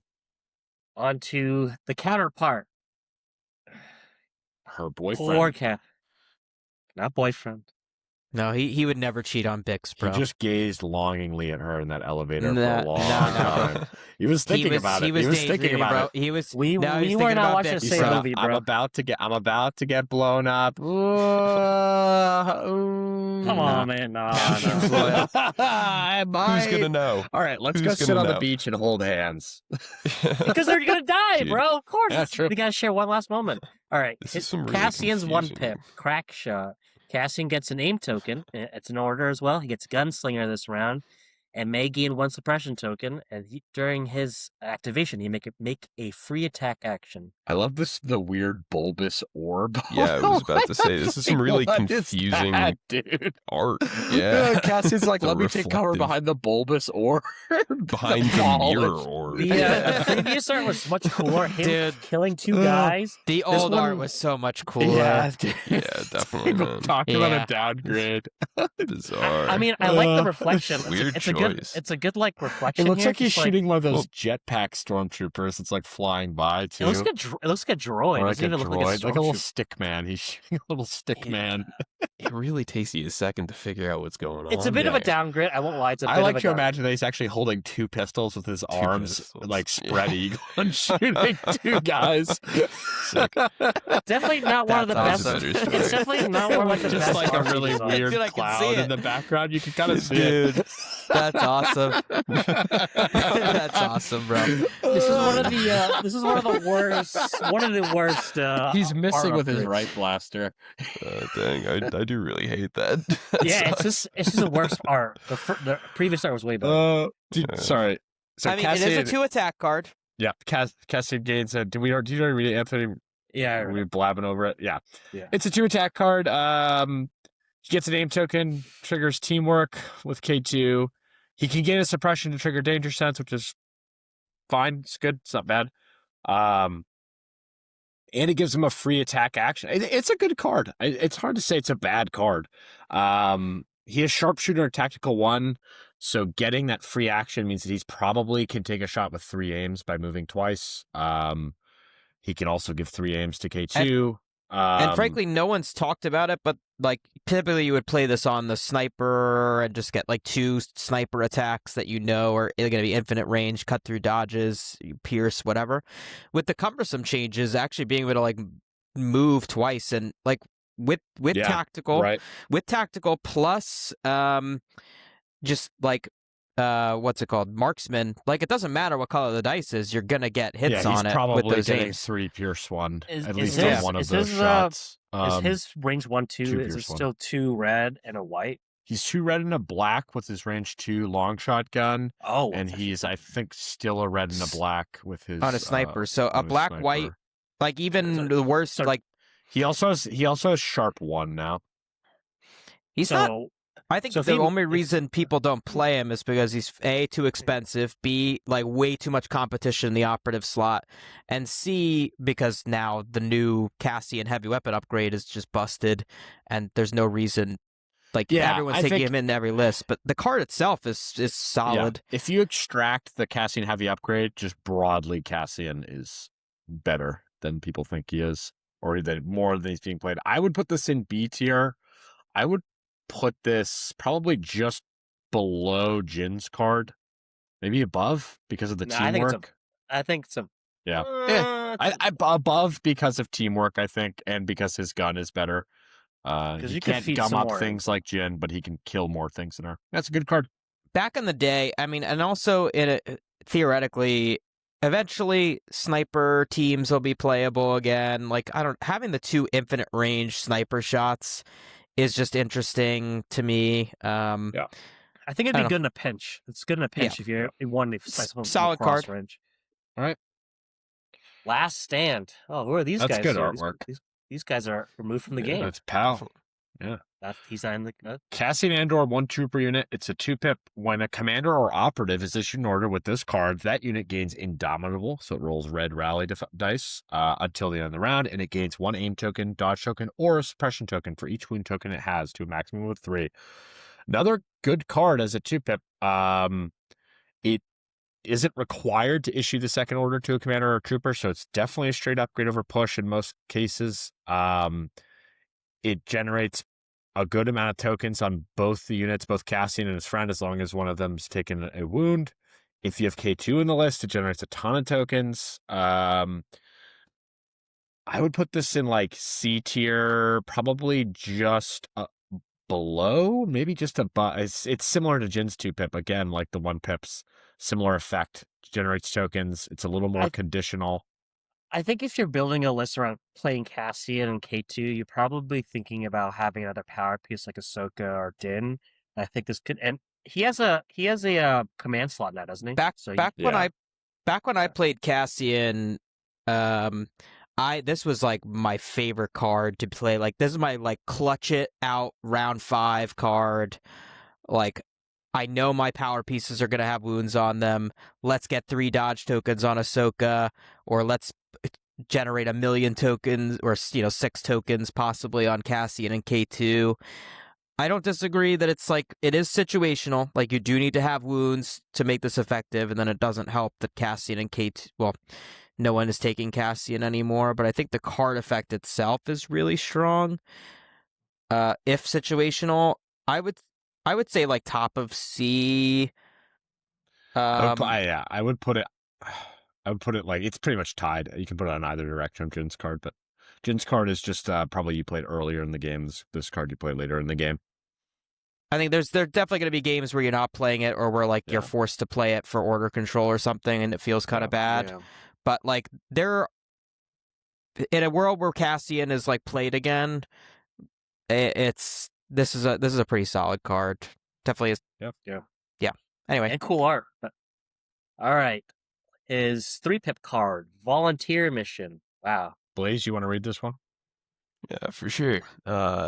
It gives orders to Cassian and 2 trooper units, and each time Cassian and or issues an order to a commander, operative, or special forces unit this round, that unit may make a recover action. Gains danger sense 1 until the end of the round, and may gain 1 suppression token. Yeah. Yep. Whatever. And so pretty cool. Since that unit has danger sense 1, it can choose to remove suppression, so you can take that recover and like clean up your suppression but retain what you want for danger sense. Very similar to Jin's card. You're basically downgrading the danger sense effect in exchange for getting the recover, which you're mainly going to want to be using for exhaustibles on like force users if you were bringing O-push on something, or if you have like a config weapon. Cassian himself has a config weapon, so this can let you flip his config. It's good. I would put it just above Jin's 3-pip. I think it's above Jin's 3-pip because it does give powerful units potential to recover. Yeah, there are some units where that recover is going to be highly valuable. It is still like a 3-pip though. The timing of it is hard. Like if you get a recover on Luke's force push, you are probably like going later with Luke than you might like. Or yeah, it's situational, but it's good. It's significant upgrade over Assault. Whoops, I forgot K2SO's card. I'll I'll get that in a second. throw it in. That in a second. I'll get that in a second. Well, you guys can focus on this droid. Blast off. I would put this card F tier, slightly better than Wicket's card. Wait, what? Wait, F tier? You think it's booty butt cheeks? Yeah. This is Blast Off. Yeah, 1 pip gives an order just to R2-D2. This round, R2-D2 increases his maximum speed by 1, so that gives him speed 2. He gains Disengage and Jump 1 as an action. When he's issued an order with this card, he gains a dodge and a suppression token, which the suppression is because it allows him to trigger Incognito, which would make him immune to attacks unless he's the only viable target. Inconspicuous, right? Or, inconspicuous, not Incognito. Yeah. This card is pretty bad when you're playing a 1-pip, giving an order to one of your worst units in the game in terms of its impact. The clear intent here of this card, or the best use case, is to try and score Secret Mission. Secret Mission is really bad. It does make Secret Mission almost like a guarantee. If you bring this card, you can probably score Secret Mission because you can choose to trigger Inconspicuous at like an inopportune time. But it's only barely better than Close Call. Very similar effect. Only 16 plays, putting it in the bottom 10 cards in the game. This is booty butt cheeks. Yeah, bad. I would put it above. I think it's D tier at least. I think like this it has is not D tier. This is worse than Ambush in most lists. A one pip that orders just R2 is brutal, man. If you want to, you can see. I don't know. I think I if put you it at really the want top to play of the booty Secret butt Mission, cheeks. I think if you it's not better than Anti-Capture. I think if you're playing like Secret Mission and really want to get the value out of getting R2-D2 in the zone, I think this is like. I think it's. That's just a really bad play. But it's not better. It's not worse than ambush. If you're it giving is worse than ambush. Oh, it is worse than ambush. In almost any list, I would rather give an order. R2 is so slow. Order R2. R2 is so slow. If you're really like wanting to go and like, if you're I'm playing thinking R2, Like, if there is a list where you are playing R2 and no other characters, sure. Those lists don't exist, and if they do exist, it's because someone was bullied, or dared, or just did a random list generator. that's homework, dude. That's homework. That's homework. Anthony found Hold your on, homework. Anthony. Yeah, Found your yeah, homework. Hold on. Better than ambush. Okay. I think it's better than Wicked's cards. Oh. I think it's better than both It's of better than Wicked's Wicked's bad cards. I don't think it's better than anti-capture protocol. Anti-capture protocol at least does something. And it isn't a one pip. That's that also card. true. No, you can't. No, stop it, no. Anthony. Come on, man. That is We came to R2's most consensus. played card at 16 plays in the last year. Oh no! That's- Wait a minute. Damn. I'm gonna make a quick pivot. We're gonna go to K2SO's card before we move on to anything else. Sad. This card is so sad. I Like love this the card. I scene love this in card. in the movie, and its state in the game. This card has only 10 plays in the last year. Call me if you played this card. I bet all 10 of those plays happened before Cassian got reworked, and definitely before the Cassian upgrade came out. Probably. So this is a sacrifice. This is K2SO's card if you bring him along with Cassian. Cassian said had to come along. K2SO gets Guardian 4 this round. At the end of K2SO's next activation, he may choose another commander or operative unit within one of K2SO and line of sight. If you do, K2SO dies, and enemy units cannot make a range attack against the chosen unit until the end of the round. You give an order to Cassian and K2SO. The only good part of this card, I think, in the current game state is Guardian 4 on K2SO. And Yeah, that's it. I think the intent here is that K2SO, the best use case is that K2 can Guardian for somebody significantly and stop them from dying. And then if K2O takes wounds, you can just kill him to allow you to keep that unit alive for the rest of the round. It's a lot of money points you're investing into bringing K2SO, Cassian, and potentially another like power piece. It's a lot of points. It's also really spacing demanding.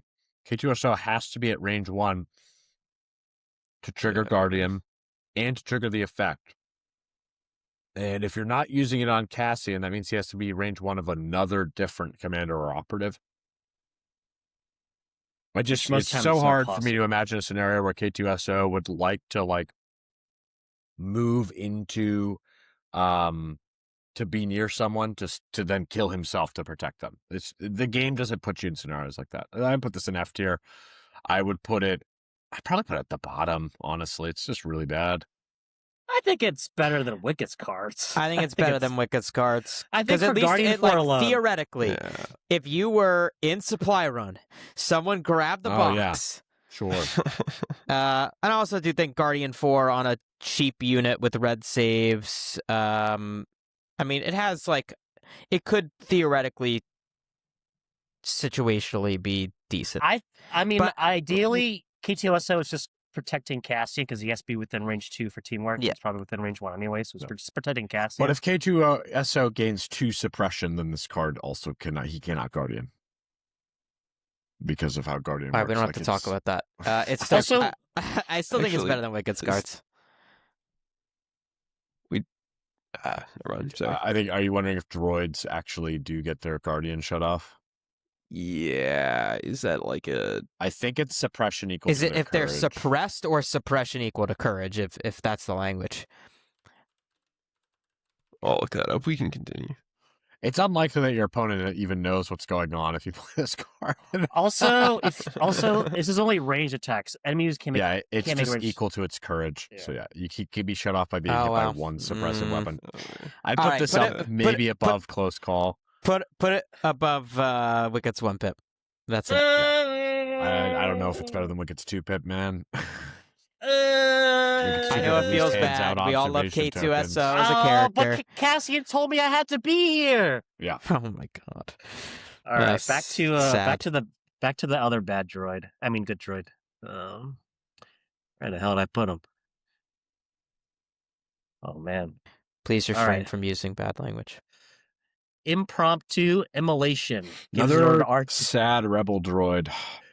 R2-D2 gets an order. When R2-D2 makes an attack this round, after the attack is resolved, he may make a free move action.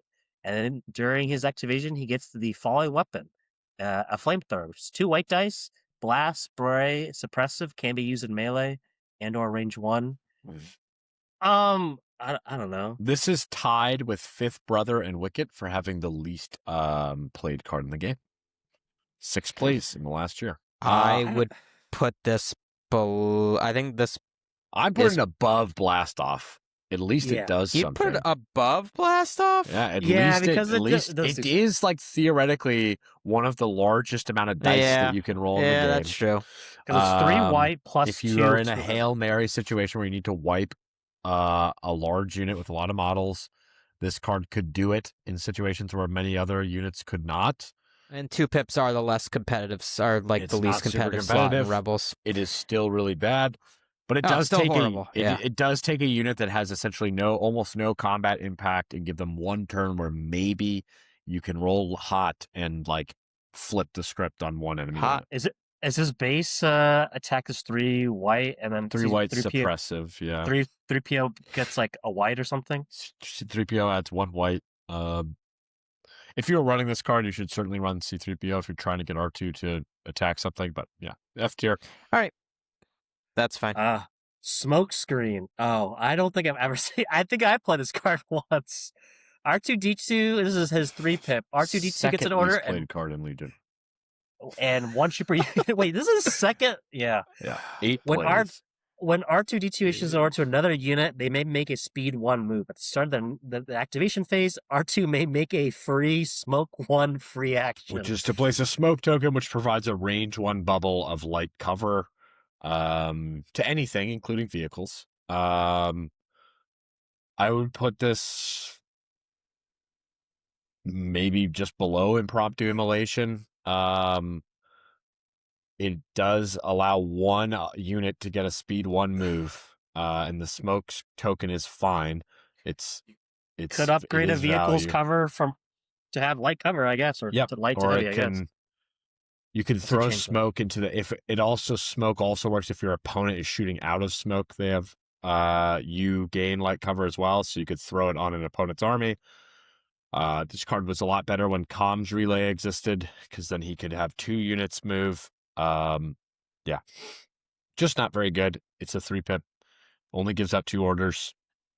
And one of them's R2. And one of them is dedicated to R2. All right. Sad droids are all an F. That sucks. All right, let's get to a character I don't know too much about. A new character. This card has a lot going on. There's a lot of going on. This is Lando's new card. Gives order to Lando. Before you even play the card, you can divulge this for him to get Infiltrate Incognito. All right, this is a mouthful. So during Lando's activation, he may choose 1 enemy unit within range 2 and LOS. If he does, he rolls 2 red attack dice and resolves the following effect below for each matching result. So there's 2 blanks. The chosen unit gets 2 immobilized if it's a hit, and or 2 surges. The chosen unit gets 1 immobilized. And if it's crits, Lando gains 2 immobilized tokens. So it does each effect. It's not 2 of each. So if he rolls like a blank and a crit, he gives himself 2 immobilized and the other unit 2 immobilized. Oh yeah, my bad. So he rolls 2 dice and then each die resolves one of those 2 effects. He can put up to 4 immobilized on an enemy if he double blanks on his reds. I think the card effect is like somewhat interesting, but I mean, it's the divulge. It is essentially a straight better version of Whipcord, in my opinion. The divulge effect. Version. Yeah, I think it's better than Whipcord, just because there is the chance of failure, but the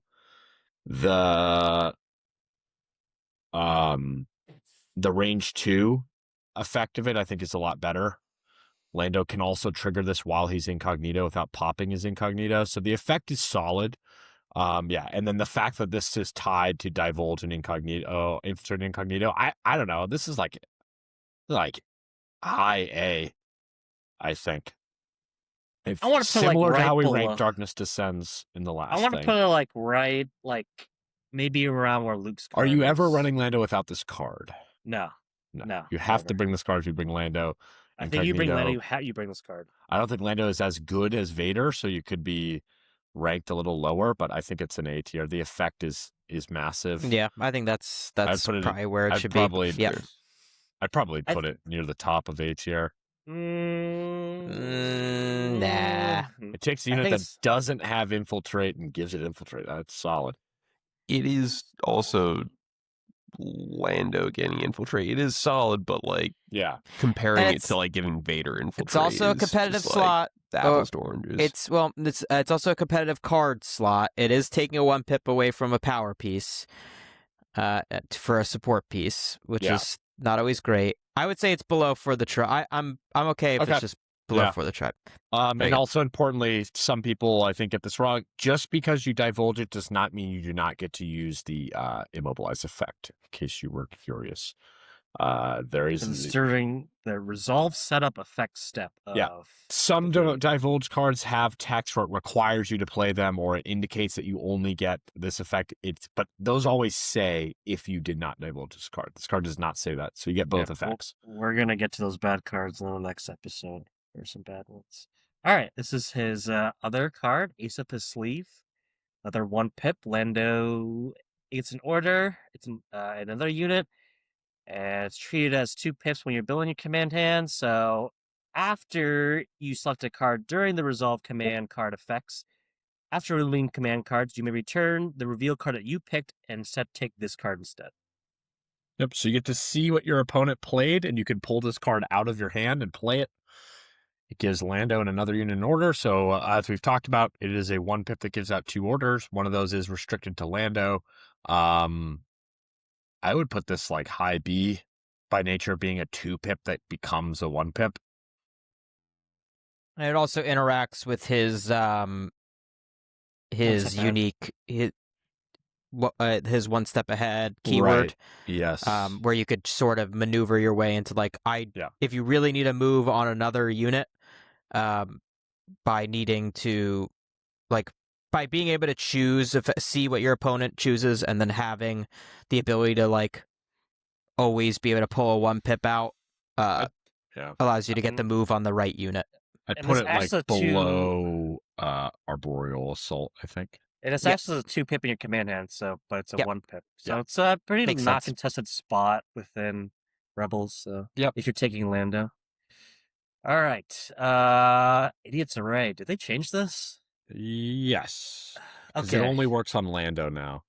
All right. So Lando, Clarizian, and 2 other units.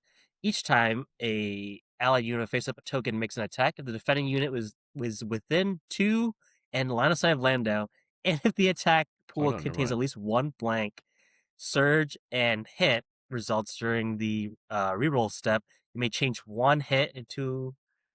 Oh, you can turn hits into crits. Is that what it does? May change 1 hit and 1 surge result in the attack pool into crit results. So, yeah. Okay, this is different than it's significantly different than what it used to be. This is it only works on allied units with a face up, which would be Lando himself, and then 2 units, and then if you had uplinks or something. This is very similar to Wicket's 2 pip. It's a little less situational.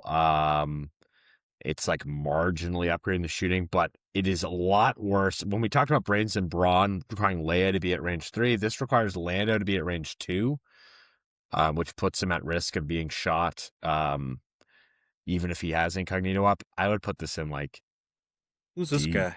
D you tier. know who this guy is? That's Shriv. Shriv Surgav. I don't know that. He's also in Legion. A D? I'd say higher D. Yeah. It's definitely it's a straight upgrade. Assault upgrade. Lando does have Incognito. I put it higher than. That's probably fair. I'd put it a little bit higher. I'd put it right above Rule with Respect, I think. Hits to crits is solid. It's potentially adding 2 crits to each pool. Which is nice. It's Above usually rule with adding respect, 2 crits. buddy. It's right It here. is. It is. It is. No, Look I at mean the above. No, I meant the making his way in the galaxy. Oh, you think it's? Oh, I don't know I about don't think Or it's at that least good. better than Luke's No. 2-pip. It's definitely better than No. Luke's 2-pip. Maybe better than a Simple Man. I'll put better than Simple Man. Leave it at that. All right, next card. Oh, that's all his cards. Never mind. Yeah. All right, time for a good unit. This is the way. This is Din Djarin's 1 pip. Gives Din Djarin a dodge, and he gains Relentless this round. So are we? And I think how I'm going to at least defer to this card in the ranking is he's upgraded with a jetpack and Beskar at the leaders. Yeah. At the least. There's no other way to play him. Like, if you want to have fun and be Kill competitive. things. Yeah, I would put this. It does exactly what I would want a 1-pip to do. Gives him a chance to perform an extra attack. It gives him a dodge, trigger duelist. I don't think you're ever taking Din without taking this card. Yeah. I would say it's probably top of A. Top of A? No. I think it's S. It's pretty much if you play Din. It's not S. You don't get I to don't think giving it's him a game-changing one effect. attack. I think it gives a really powerful effect, like keyword relentless to a unit that would really like it. You know, speed 3 unit that hits that can hit really hard. I think it's. Wait, It's a good card, but it's not like better than Son it's of not Skywalker. swinging a game. Yeah, You think it's a B tier? No, I think it's A tier. I'd say top of B. Okay. Top of B or bottom of A is where I would put it. Like you're putting this over Mechanical Carnage, Yes. or like in the No same doubt. realm as Mechanical Carnage. Yes. Carnage is like taking a unit Relentless that was to your gonna focus. Relentless on a speed 3 unit that wants to kill like this card is the best card in the game, I think, at getting bounties outside of like Bosk's card. That you don't play enough bounty hunters if you think you play rebels. That's why you think this is the man. best card at getting bounties. Cad Bane's 1-pip is better at getting bounties than this card. Do you think it? Significantly What are you better. talking, dude? Cad Bane has Pierce 2. Yeah. So does Din. Yeah, if he gets into melee, Cad Bane has Oh Pierce 2 yeah, with without even speed getting 3 to relentless, he can't get into melee, Yeah, bro. but then That's you're what in this card melee. allows him to do. This card is He has like a lightsaber in melee when he's got 2 aims, Sure. which he will when he has relentless. most lightsaber units just have charge. This You're let's talking go back about to the taking rubric, a unit man. that costs more than a unit that with a lightsaber and giving him a lightsaber attack. Like, Look, I think you don't take this card without taking Din. I think it gives a very powerful keyword to a very powerful unit. I think this is Din is a great unit because of this card. This is his get into the fight card. No, I would agree. across I think the you'd field still and take make, Din like, without big- this card. No. Wait, you would not. Wait, you would not take Din without this card. This card makes Din what I he would can take do. Din without this card. That's your homework. I would, yeah. I think he's how good. many- It's okay, fine. the You two would- guys that have He's never good. played Rebels are talking about this. Get out of here.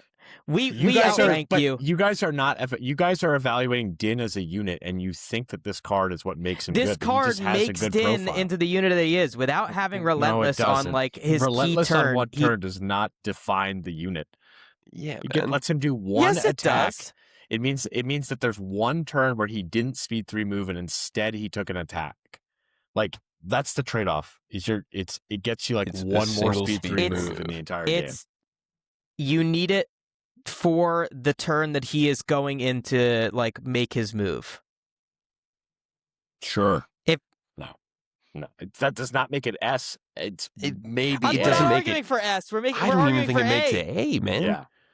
You don't think it's an A? It's not even it's A tier. I You think guys it's are top of crazy. B. I think it's a solid card worth taking, and you expect to play it most games. This guy That's is the just has definition only of played B Din tier. and Empire, and he's like, I don't know what the big All right, deal is. Let's go to the rubric. A tier is the Yeah, the card has a rubric. huge impact and is a It major has a reason you huge take the unit. impact. All right, how many games One have you played attack with from Din, Din. A Blaze? single attack? How many games have you played with Din? Dog, how many games have you played with Boba Fett? You had opinions on his cards, man. True. Like, that's a poor I mean, argument. I have played games yeah. with Rebel Boba. It gives Din one more attack that it lets him trade. Like you a would say C3 that move one attack for an is a huge impact on the game. The ability to pivot at speed 3 and get basically a He can already lightsaber do attack that. into He a can unit. already move at speed 3. But he any can't round. Two move speed 3 double- moves is a two huge double He difference. can always though. do that. No, it's You one can't- speed 3. You can't make Yeah. 2 speed 3 moves and attack without this You can card. make one speed 3 so move and you can attack. make a speed 3 Oh. move and make one attack every It's turn. more with than an Din. entire Hold on, rage hold on. band. Every turn of the game, he can make a speed 3 move and make one attack.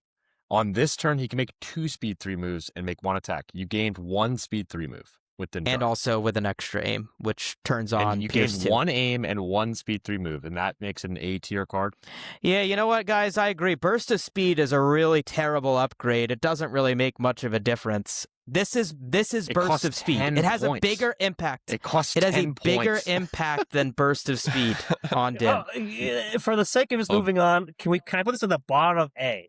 Or is that even? Yeah, not I even put it feasible? bottom of A, maybe top of B, but yeah, it's a good card. Throw it does ahead of not Mechanical swing the Carnage, game. Tony. It's Mechanical not Carnage going Throw it is ahead of taking a Mechanical unit Carnage. that would get 2 What are you attacks talking? and giving it up to like 11 Anthony, attacks. you know I'm right. Don't Yeah, bow like to peer 11. pressure. You're Anthony, you've totally played you're enough going Din. off script. You're ignoring the rubric. You're just I'm not ignoring evaluating the this. rubric. You Yeah, just you think are. it's You're- not as impactful as I do. Look, emotions are a cloud Yeah. in your judgment. Yeah, true. No, Anthony, you know, Anthony. No. Trust We your had a feelings. rubric. You're going off rubric here. If we're going off rubric and gameplay wise, if it whoops our asses, sure. But in the rubric, this is what it is. If it wins you the game with Din, Anthony it wins bowed you the to game. peer pressure. No. Off the Let the rubric, it record does not show, I swing don't the care game about peer state pressure. significantly on the same level that we think. Yeah, an the 8K best your keyword card on the should. game and one of the best units in the game. It's All right. yeah. So what about this card? This card I don't think can be as decisive. So this is 2 pip. I like these odds. He gets an aim token. And then this round, when Din Djarin makes an attack, after that attack is resolved, he can attack another unit. He has Arsenal 2, so he could potentially melee and shoot out, melee, flamethrower, whatever.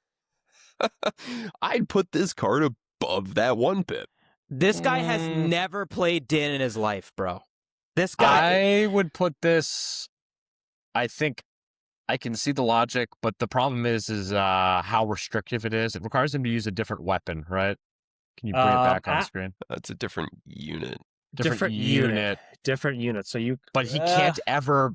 Yeah, he can't ever put anything from that first attack back onto the. Yeah, he can attack up to 3 Right. targets with this. Usually, he's attacking 2. His flamethrower is not versatile, right? I don't know. Maybe it is. Let's see. Don't know. It is. I don't think it is. I thought. So his I pistol's believe versatile. kind of the problem here is that he can't trigger Arsenal 2 both times, unless he's in melee with multiple units. Yeah, just his pistol's versatile. And that extra pistol shot is like fine, but it's not amazing. The aim token is good. I would put this at top of B near Reckless Diversion. I think. I'd I put it. wouldn't- I'd put it below Arboreal Assault. It is giving him an extra attack, but it's not a super high value extra attack. I think It's usually above, just an extra pistol shot, I think it's above Rex. bro. Yeah, It's an extra maybe. pistol shot. That's That's too If all you're the random. triggering triggering class do. double melee attacks, it is a lot of value. Yeah, but it's it's also a 2 most pip of the that only time, issues 1 yeah. order. That's all you need. Blaise, did you have strong opinions on this card as being better than This Is the Way? I think that they're. Yeah, I don't know. That The value is similar. You are basically gaining they're 1 action on oh Din. my god, bro. really close to being comparable. It's We're ta- not. We're It's talking not. about. I've played Din more than the rest of you combined. It's You can't not just even cite close. your playtime. That's not. Yes, I No, can. you can't. Then No, no, you one else can't. can speak about any. Well, no, you could hits. speak about it. You could speak about can't it, but you're override. wrong. Well, we'll just be wrong. No. Yeah, that's what. Yeah. You, What are we you can talking speak about? about it all you want. You're just wrong. But I like, defer when you to really your break it expertise on down- Empire, Paul and Blaise. You should remember that But you're just I've played breaking more the Rebels rubric. than the. Breaking the I'm not rubric. breaking the You rubric. are associating Din's You are very just good forgetting unit the card impact with of his cards. relentless keyword. No, I'm not. You're silly. And You're silly Blaise, guy. you're overestimating how good a 3 dice attack, an extra 3 dice attack ends up being. I think birthday You're boy. overestimating how good a 5 dice attack is. I think birthday On boy. a I think sinner. if we're going with the If you could- rubric, If you We're going could off the set it rubric. up where you are in melee with 2 units, yes, but that is not very often happening. I think in a sense the rubric, I think if we're discussing just the card itself, yes. But once we put into the Din's unit card, then that becomes a different story. But I think Next card, the worst one. Oh, which one do you think I'm going to pull up? Oh, no, he's pulling up the Grogu 2-pip. The Grogu 2-pip is a hard one. All right, this is the Grogu 2. So only if you bring Grogu, and this can be used with IG-11. Fun fact. You cannot select this card at all. So it's a reactionary card that happens during the game, not even during the command state. When allied unit within 1 and last side Grogu is declared a defender against a ranged attack, you may discard this card from your command hand. If you do, this defending unit gets 2 dodges and deflect. It's also implicitly an IG-11 card. Can't forget about that. I said that. Oh, sorry. Just so funny. That brings it down to F tier. Yeah. If you play it on IG-11, it's F tier. This card. So you would sacrifice a 2-pip slot in your command hand to bring this card to get 2 dodges and deflect on a unit that isn't Grogu. Oh wait, no. I think it could be Grogu. It could be Din and Grogu. Yeah, a lot of times it's Grogu himself. Yeah. I think this is a C tier card. It is situationally strong, and you're often gonna have it as your 6th card. But the fact that you could play it out of order, you take it with the knowledge that you're probably playing your 5 other cards, and then this is just like a nice thing to have. Yeah. The deflect doesn't really matter a whole lot, but the 2 dodges can come in handy when you really need them. Yeah. It feels good to play this card if you play all 5 of your other cards. Yeah. That is it is basically you gained 2 dodge tokens when you needed them and maybe deflect. Rebels don't have a lot of units that don't surge to block anyways, but. And the 2-pip isn't super competitive in Rebels. I think there's a lot of lists you're leaving this card at home, but there are a lot of lists where this is helpful, like to help protect a sleeper cell or, It's nice. It gives Din something that he gives him a chance to support the army on the way in. I'm gonna need some Din stats in this card. Don't think I've seen this card a lot. His 3-pip, Whistling Birds, iconic from the season 1.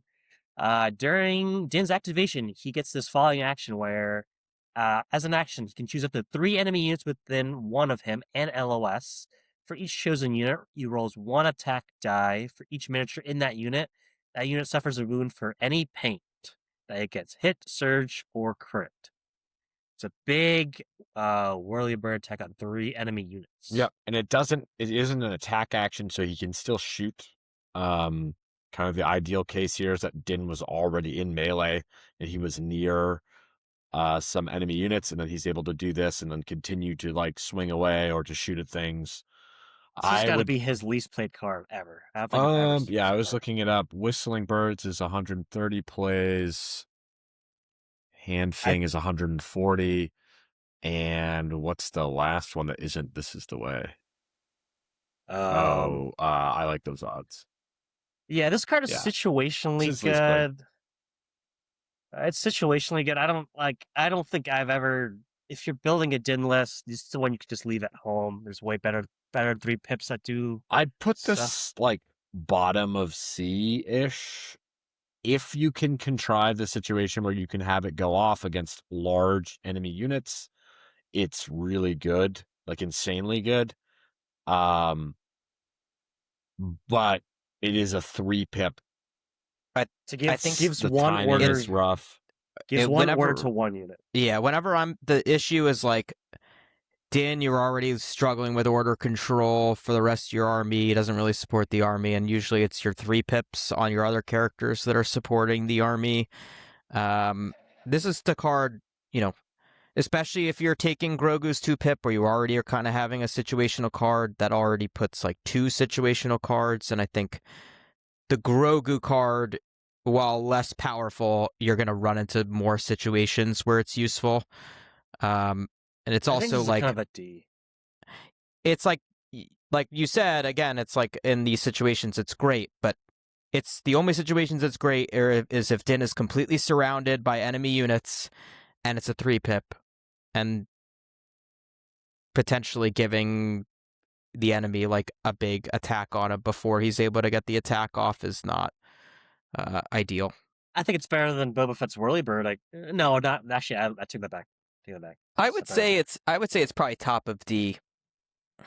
I don't know if it's better than Whirlybird or Boba Fett.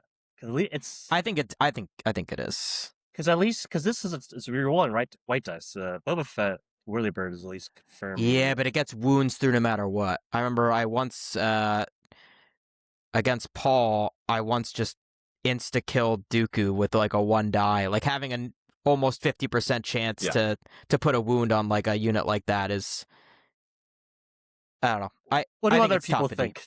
Top of D, top of C, top of S? With top of D. Okay. Blaise? Top of S?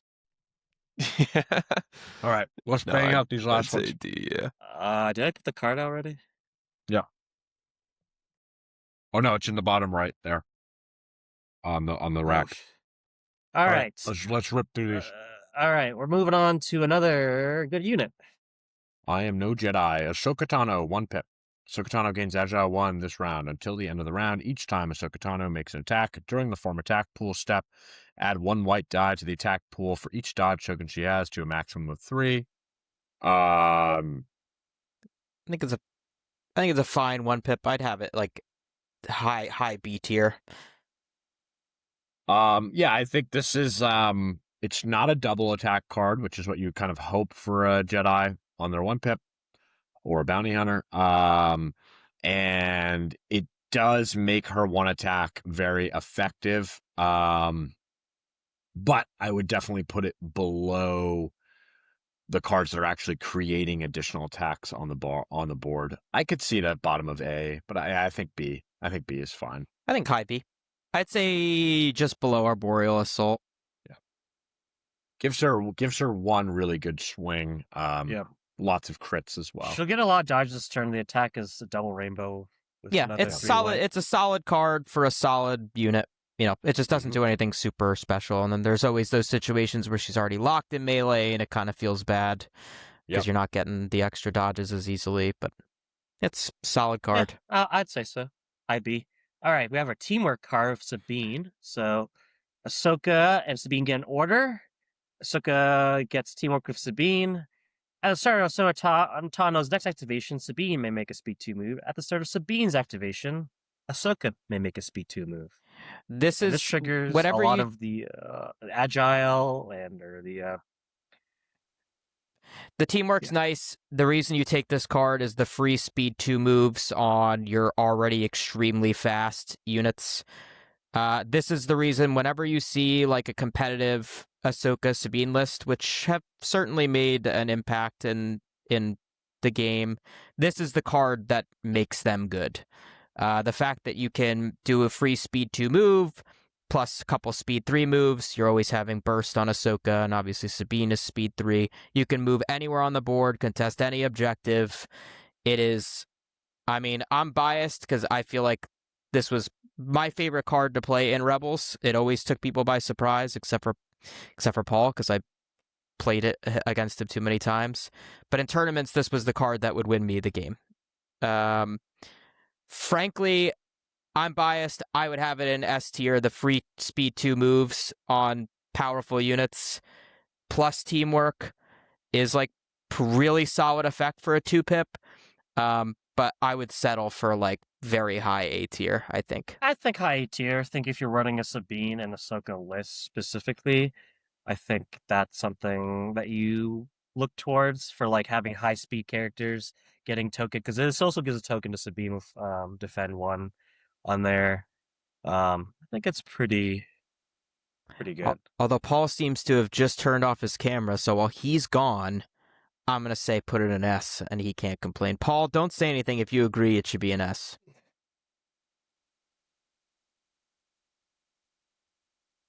This is the Ahsoka 2-pip, right? Yeah. This is her teamwork card with Sabine. I'd put it like B-ish tier. The teamwork is probably what makes it a little bit better. Yeah, I don't know. It's fun. A.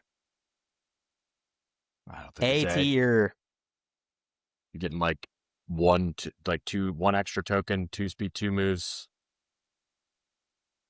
No Time for Sorrows would have to be ranked pretty high if this card is an A2. Well, No Time for Sorrows is 2 speed 1 moves. Yeah. So it's 2 like, speed 2 moves is like on speed 3 units. Is like 2 more inches of gain movement without any choice of what they are. So, yeah, I don't know. I wouldn't rank it much higher than that. Hi, everyone. It's Editing Anthony here. If you notice that our clothes have changed, or demeanor has changed, or that Jacob doesn't have his party hat anymore, it's because this episode was filmed in 2 sessions because Blaise fell asleep prior to our last episode. So this is why things look a little different. And we're back.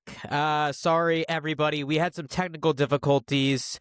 Blaise and I got into a screaming match over the disrespect he made toward Din's 1-pip. There were some epithets hurled at each other. And don't make no worries. He's going to be back next week. Everything's fine. We just needed to cool off. So with that, let's continue the tier list. Blaise is in the sin bin. Yes. I think we left off for on the rest of the Ahsoka's episode. cards. He's in the sin bin. I think we are ranking Ahsoka's cards here. This is her 2 of a bit of a bug. All right, here we go. Okay. All right. We talked about these a little bit, but I was distracted. I'm pulling up the stats for them. Swift Protector, Ahsoka Tano, Fulcrum, which is the Rebel version of her, only playable on the Rebel version. Swift Protector issues an order only to her as a 2-pip. Ahsoka Tano gains Guardian 2 this round until the end of the round. Each time another allied small base trooper unit within range 1 of Ahsoka Tano is declared as a defending unit, the defending unit may gain 1 dodge token. So this has 2 effects, essentially. Ahsoka gains Guardian 2 for the entire round, and then also anytime any unit at range 1 of her is attacked, that unit gains a dodge token. Where would we rank this one as a 2-pip? For me, this is the Ahsoka card I'm always leaving at home. It has some utility. I mean, getting more dodges on Rebels is always good. Getting, Guardian on a red save unit with, deflect is good, obviously. I'd put this at either like high D tier or low C. I think this is a very slow card. It's not good enough to really be your like a linchpin card. You really want Ahsoka to be like kind of diving in and attacking, not necessarily staying back with the rest of your army. And then of course it only issues 1 order, which is not great. Personally, I would probably go like high D, maybe low C. I'd be willing to put it in low C, but I would put this card in high D, and I want to group it.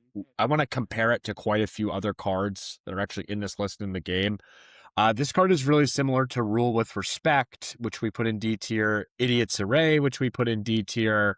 I think those are the only 2 Rebel cards, but also Callus's 3-pip from the Empire episode.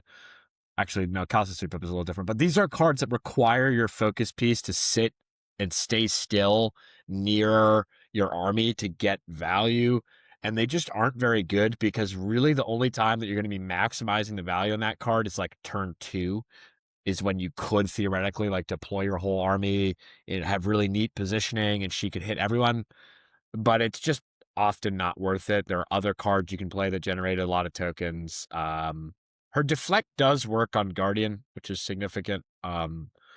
That was changed in the new rules, but yeah, I'd put this in D tier. I'd probably put it above Idiot's Array, because it does provide that like army-wide potential benefit as a 2-pip. Yeah. I'd agree. And the stats back that up. This is her least played card. It's played at about half the rate of I Am No Jedi, her 1-pip. Yep, makes sense. On to the next. Jacob, can you say it? Yep, so A New Beginning. Ahsoka orders Ahsoka and 2 other units. When a small base trooper unit is issued an order with this card, it gains either 1 aim token or 1 dodge token. Ahsoka Tano gains Inspire 2 this round. and at the start of Ahsoka Tano's next activation, she makes a recover action. This is in my mind, is a pretty solid 3-pip. I think if you're taking Ahsoka, you're taking this card. The flexibility of giving, Rebels are often running primarily small base trooper units. It gives you flexibility of aims or dodges. Obviously some units would really like the aims. More often, you're going to be getting dodges to units with nimble, a sleeper cell, Mandos, whatever the case is, or Sabine, But I think the free recover action kind of gives her some play. This is like a decent later round 3-pip if that's the direction you want to go. Like typically, if you want to run force push on Ahsoka, that's probably the way that you're using it. More often, it's like to refresh reflexes, force reflexes for another dodge. It's a solid card. Obviously, a straight Inspire 2, is whatever. I mean, could theoretically be helpful sometimes, but I think you're really playing it for the token flexibility and the recover on Ahsoka. I would put this is, to me, you're taking it every time you're playing Ahsoka, and frankly, you're probably playing it every game. I'd put this in like somewhere in the B tier. Yeah, I would put it for like bottom of B tier, probably above Brains and Brawn. The natural comparison for this card to me is Cassian's 3-pip and Jin's 3-pip. It's another card that hands out 3 orders. The nice thing about this card is that it gets Ahsoka recover, which is like when you look at Cassian's card that hands out like 3 recovers, but you don't often need that many, and Ahsoka is probably one of the units that's most likely to actually need that.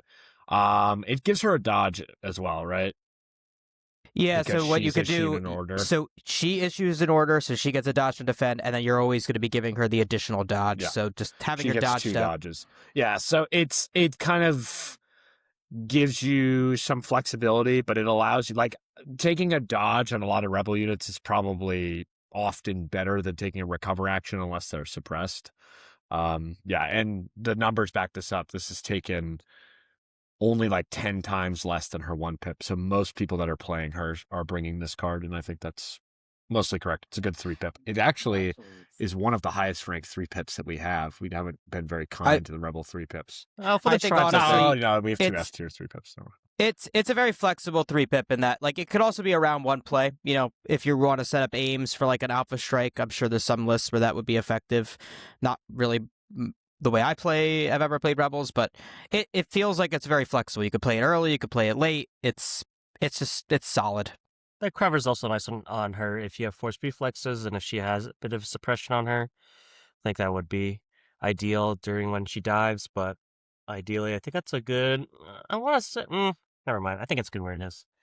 As an addendum, we did put I Am a Jedi to S tier after talks and arguments. The Din Djarin debate continued into the night after we finished recording the first section of the podcast, and in that debate, we sort of tried to reinforce the importance of the rubric, and yeah, I Am a Jedi, I think, our rubric belongs in S tier. The real reason that Blaise he fell asleep. It was like midnight when we were recording that podcast. He's not here tonight. He couldn't make it. But anyway, we got into an argument for at least 10 to 15 minutes at dinner the following night before our Thursday Legion night. So this is almost wrecked my friendship with Paul and Blaise, but we got out of it stronger. And I think the rubric, we could keep to the rubric moving forward. All right. We're gonna do. I'll save that card later. I'm not sure. Let's do the Battle Force cards. Delaying tactics is. Let's not hit all the Battle Force cards in a row because they're kind of lame generally.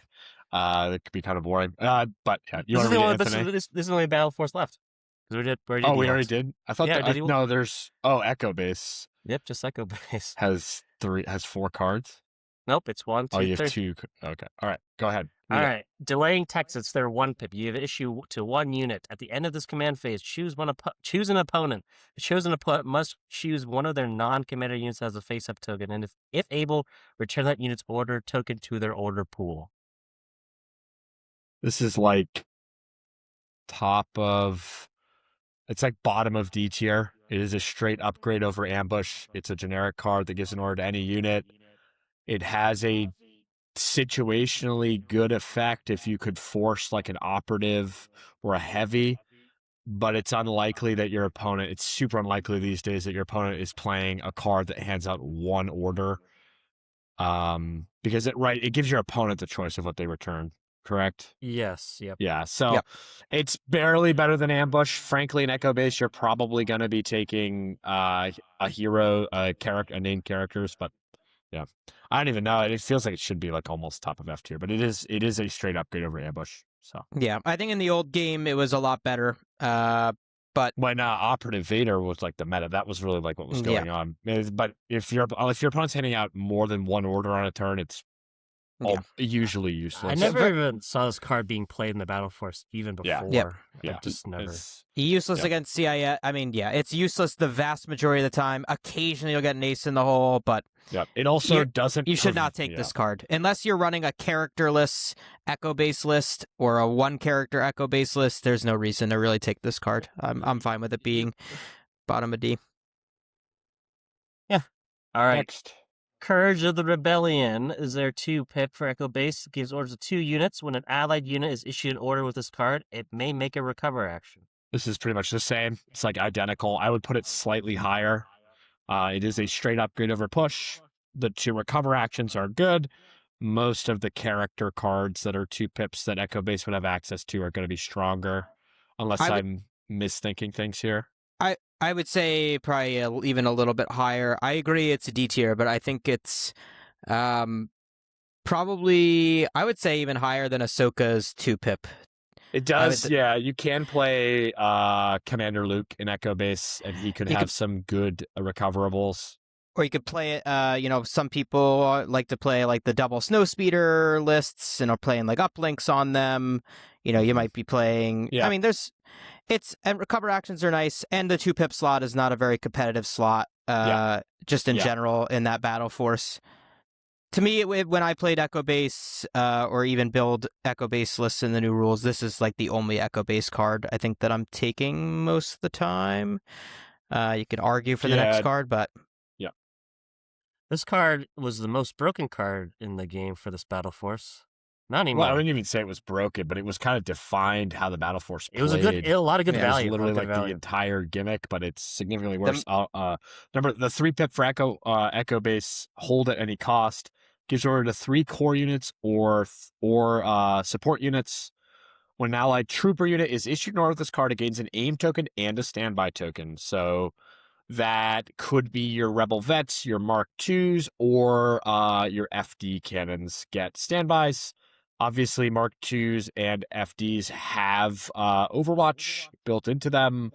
The Mark IIs already have fire support, so you would probably want to be issuing the orders to the Vets and then coordinating. It's a good card. It's not a bad card. Taking a lot of standbys is good. Issuing a lot of orders is good. The aims are nice. I would say somewhere in C tier. The context of the Battle Force and what you're restricted to, all of those standbys are going to be strippable. None of those units are vehicles or have infinite courage. So you're more just giving your opponent a list of targets they can shoot. Occasionally, you might be able to set up a scenario where you're actually going to be able to fire those if it's later in a game, but it's it's just the context of what units are getting those standbys that are not incredibly valuable, and they're likely to get stripped off. It's good for reverse order control. I mean, typically, it used to be nice when you gave standbys to like basically everybody, but even in this current rule set with this current card, you're putting the 3 orders on the Rebel Vets who are coordinating a Mark IIs. This is a good like round 1 card potentially to just like make your opponent be like scared of doing their Alpha Strike or whatever, or maybe a round 2 card. Unfortunately, the units that are in, I think really the problem with this card is more that the units that it affects are terrible, more so than the card effect being bad. But I think just standbys are easy to strip. They're not very, they're not nearly as good as they used to be. I would put it higher in C tier. The standby is a valuable action. I would put it above Jin and Cassian's. I would, yeah, I would agree with that. But yeah, you're But right. I think the issue with this card more than anything is that the battle force itself is pretty terrible right now. Yep, and this is the most played card in the Battle Force. There are 73 plays in the last 73 lists in the last year, which is low. It's not abysmally low, but it's half of how much Lando gets played, for example. All right, now we can move to a character that's in the Battle Force, Leia. Oh man, what a downgrade on the art. Doesn't even have Leia in it. What is this? Yeah, that is pretty crazy. Yeah, pretty weird. This is her 1-pip coordinated bombardment gives an order to just Leia. At the end of Leia's next activation, she may make up to 3 attacks against different enemy units using the weapon below, which is a 4 to infinite bombardment, 2 red, and it's immune to flak. I think she has Surge to crit or something. This is a funky card. The context of this card being good is almost entirely based on whether or not your opponent is playing strike teams, I feel like. If your opponent has strike teams, this card is like S tier, because it can just pick up like multiple strike teams on Leia's activation. In any other context, distributing the dice like that is not great. There's no impact on it. It's very competitive. Yeah, no impact means you can't shoot vehicles, which is strange considering it's no bombers, suppressive. Flying in. Her sharpshooter 2 is nice. You're almost always getting the 2 through. But on a round 1 play where you'd want to be theoretically using like that long range attack, it's taking up a 1-pip slot, which is extremely competitive, and like the enemy's units are going to have dodges most of the time. Even if they have 1 dodge, you're getting 1 red die through. Typically, it's just. This card desperately needs a rework. I would put She needs a new 1-pip. This is just thematically strange. Doesn't really like connect with like the Leia's not even on the art. I would move this to like a generic Rebel 1-pip and then give her something else. Give her the thermal detonators from Empire Strikes Back. Oh yeah. I would put this like in D tier, somewhere in the mix of the D tier. If Leia, if you have like a very light on heroes list, it can be an upgrade over ambush, and there are situations where it allows you to pick off units from across the board, but the best, as Jacob said, you really just can't play a 1-pip on turn 1 in Legion in the current rules. It's and you can't even play it past turns 2 and 3, because at that point you either have to be super far away. Yeah, she often gets too close to hit things. She can't combo it with her blaster rifle almost at all. So it's mostly she would have to snipe across the board. I would put it, but yeah, honestly, I might put it below. I agree. Yeah, actually, I think it's just there's no even a scenario that you're playing strike teams. I think that's honestly borderline F tier, maybe, because it does require you to put an order on Leia. Yeah. Like, how often are you going to want actually, I would put that at the top. I would actually put it at the top of F tier now that I'm thinking of it. Like, if you're playing operatives, like, you'd rather have ambush and just get the order on them, I think. Yeah, in most situations. Not have to, because having an order on Leia is useless. Let me pull up the stats on her, because she's it's got to be like, it's not, I think it's probably taken more than we think. Oh, yeah, it's taken quite a lot, but it's dress. So No Time for Sorrows is her most taken at 466, which puts it near the top of like Rebel cards, and Coordinated Bombardment is 192, so less than half as many plays. It is taken a lot. It is a cool card. It's fun to use it effectively, but yeah, it's just not very good. Doesn't roll enough dice. Same problem that Veers has. If it had suppressive or something, if it had a little something extra, you can make an argument. But as it stands currently, it's a bad card. Needs more dice. All right, next one. All right, someone else read this. A Beautiful Friendship. This is a complicated one. So permanent. It gives an order to Leia and Wicket on the round it's played. Wicket gains teamwork. Leia Organa. When an Ewok commander issues orders, you may choose an allied rebel unit within range 1 of that commander, and that commander issues the chosen unit an order. When a rebel commander issues orders, you may choose an allied Ewok unit within range 1 of that commander, and that commander issues the chosen unit in order. Basically, teamwork with Leia, use case could be nice. Getting extra dodges back and forth is good. But really, the big benefit of this card is the extra order control. Basically, when you're like in the Ewok battle force in particular, where I think this card is most likely to be played, it just means whenever you're playing a rebel commander, whether it's a Han card, you're getting to issue an order to an Ewok unit, which means typically like a Chewie ATST or like an Ewok Slinger Squad or something like that. And then vice versa, like if you play a Wicket card, not that you should ever do that, you could issue an order to like a Rebel Trooper unit that's close. Where did we put the Inquisitor 2-pip? This card is very similar to the Inquisitor 2-pip. We put it somewhere in D tier, I think. It was like middle of D tier. That's kind of what I would put it as. It suffers from the same problems. It's a 2-pip that wants you to play it early in the game, like on round 1 a lot of times. We put that card in C tier. Put that card in C tier. Yeah, the token generation on this card gets pretty crazy. Like, it does make Wicket and Leia, who have Exemplar, get a ton more tokens than they would normally because of their the fact that they also generate more like Wicket has independent, right? And agile. And then Leia has take cover. It's a lot of extra dodges and solid extra order control in a faction that struggles with order control. It has utility. The real weakness of it is the timing that you play it. It slows your game down. We finally... bottom of C tier, I think. Somewhere near the bottom. Probably above or below the hand thing. Generates a lot of tokens if you can invest in playing it and spool things up. It's just the opportunity cost of having to play it early. It's probably generally worth it to wait a little bit before you play this. Like, you'd rather go second on round 1 or have better order control on turn 1.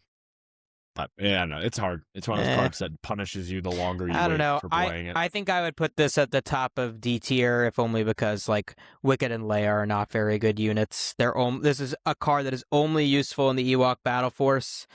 It also has seen some play with Jyn. This card gets played with the Jyn Wicket Leia list. This card is like to get them all like 8 tokens. That sounds horrific as a list concept. But whatever. I mean, it's also not a very competitive slot, so that's fine. C? So you think C or D? I think C. C's fine. I think C. If we put the Inquisitor at C, I think this deserves to be at C. That's fine. All right, on to her real 2-pip. No Time for Sorrow. This is good art.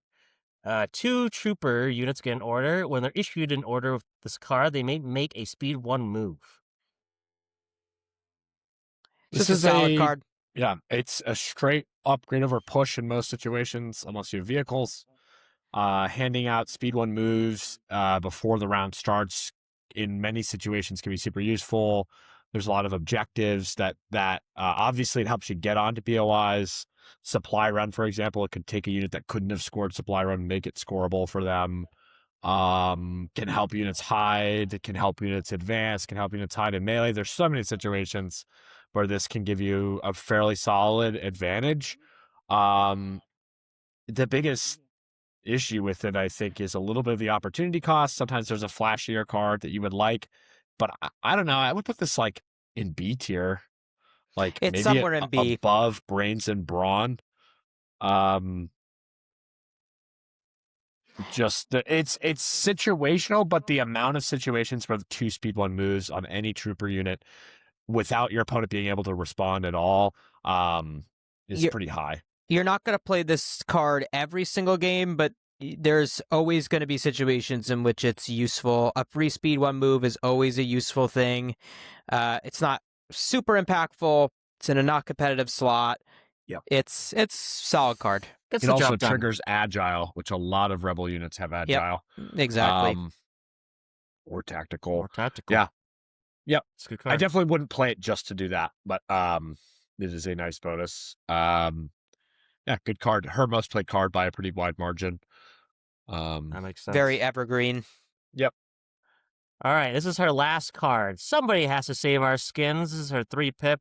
Leia gets an order and 2 other units. After Leia's next activation, you may choose an allied unit within 2 of Leia Organa as a face-up token. If you do that, chosen unit gets to activate. So after Leia activates, she can activate a unit that has a face-up right after. This is like bottom of D tier. It is better than Assault. Although you do have to give an order to Leia, which is not always a unit that you would like to give an order. It's not a horrible choice. I'd put it below that 1 pip. Yeah. It's really. I think it's a little better. The effect is just useless. I mean, the effect. It's like there are so few situations where you're like, I really need Leia to go, and then have a good unit go. If you could pick any 2 units to go, but to think about it, this is a 3-pip that lets you double activate. And they need to be within range 2 of each other. Yeah. And one of them has to be Leia. And Leia does not have a high impact activation. The only situation, and I've taken, when Leia is one of my most played characters, I would often just bring this card in addition to like a better 3-pip. And I feel like the use cases for this were like nil. Like it was maybe a couple times where it was kind of useful to like at the end game if Leia and Ahsoka are sometimes near each other still, getting a extra dodge on Ahsoka before she charges in can be nice, but for the most part, the use cases on this card are nil. Yeah, the best use cases really is if you think Leia can kill something and she can pick off a target before it activates, and then you can go with who you actually would have liked to have gone. But yeah, it's like a deep end game 3-pip. Yeah. You would generally rather just get tokens or something on your 3-pip. Something more evergreen. Yeah. All right, that's a good wrap up of Leia. We can go to some generics now. Oh Lord. Sabotage communications. This is the generic 1-pip. You give an issue to a special forces or an operative. When an opponent issues orders using a command card this round, they can only issue 1 order with that card. Go ahead. I was going to say this is, I would say, significantly worse than the Echo Base 1-pip. If we want a frame of reference, because the Echo Base 1-pip I don't think so, because the Echo Base 1 requires your opponent chooses 1 order to send back. This one just caps them at 1. From the card. Yeah.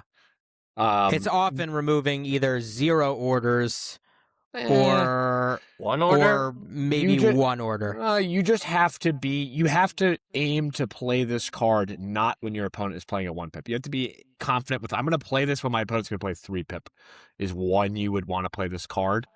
Because it restricts the orders like that, it does like prevent them from generating tokens if they get tokens from issuing orders. I think this is a lot better than Turning the Tide.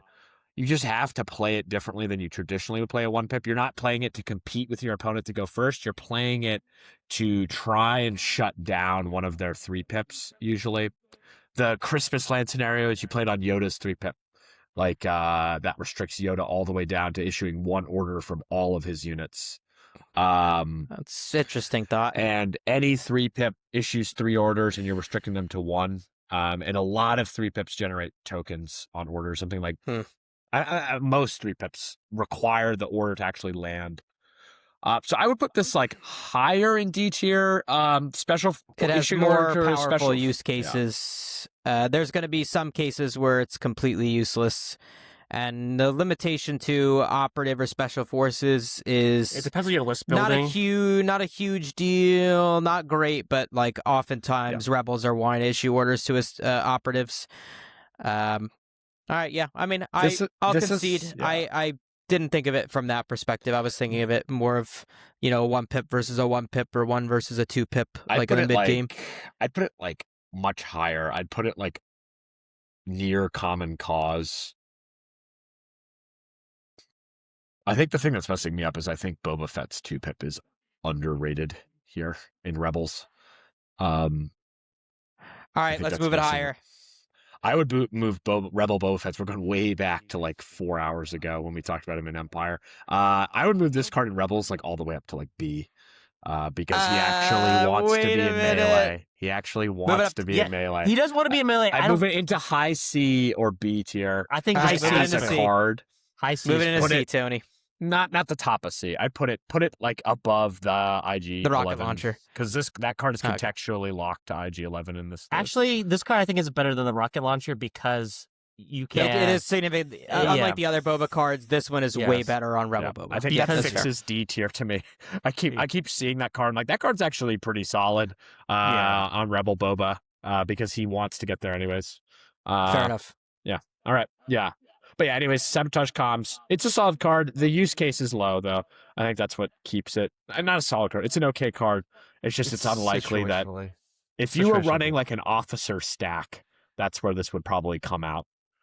And some of those officers, a lot of generics and some operatives. So, if you're running like a Bad Batch Din list or something, and you have some generic officers. Yeah. If you're playing it, just think about how you want to play it differently. Like you don't want to use this to try and win priority against your opponent's one pip.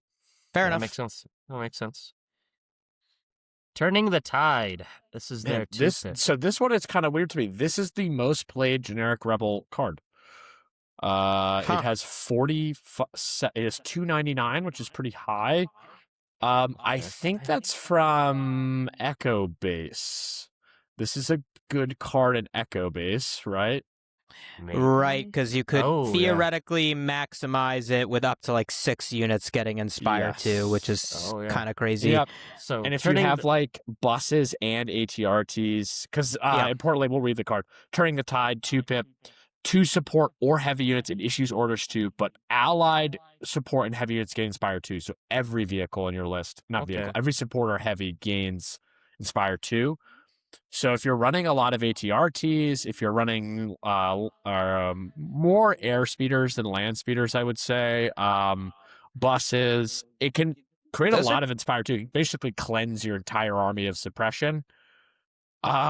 A solid units in Rebels, too. I think Rebels have a lot of options in the heavy and support slots right now.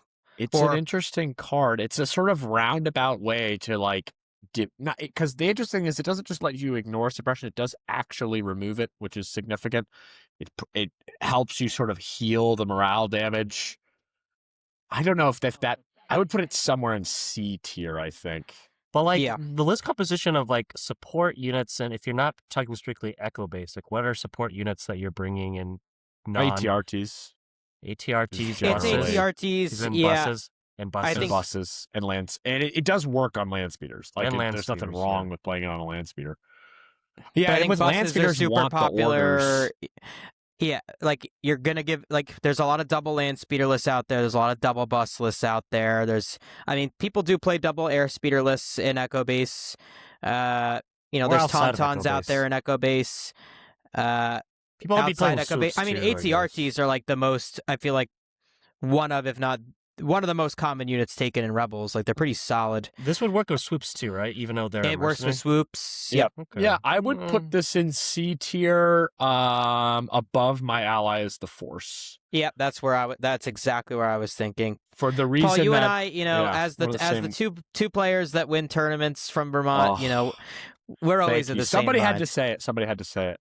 We'll be glazing each other in the chat. So, and the reasoning is basically that it has a better suppression cleansing effect than Luke's 3-pip, and it's also in the much less competitive 2-pip slot.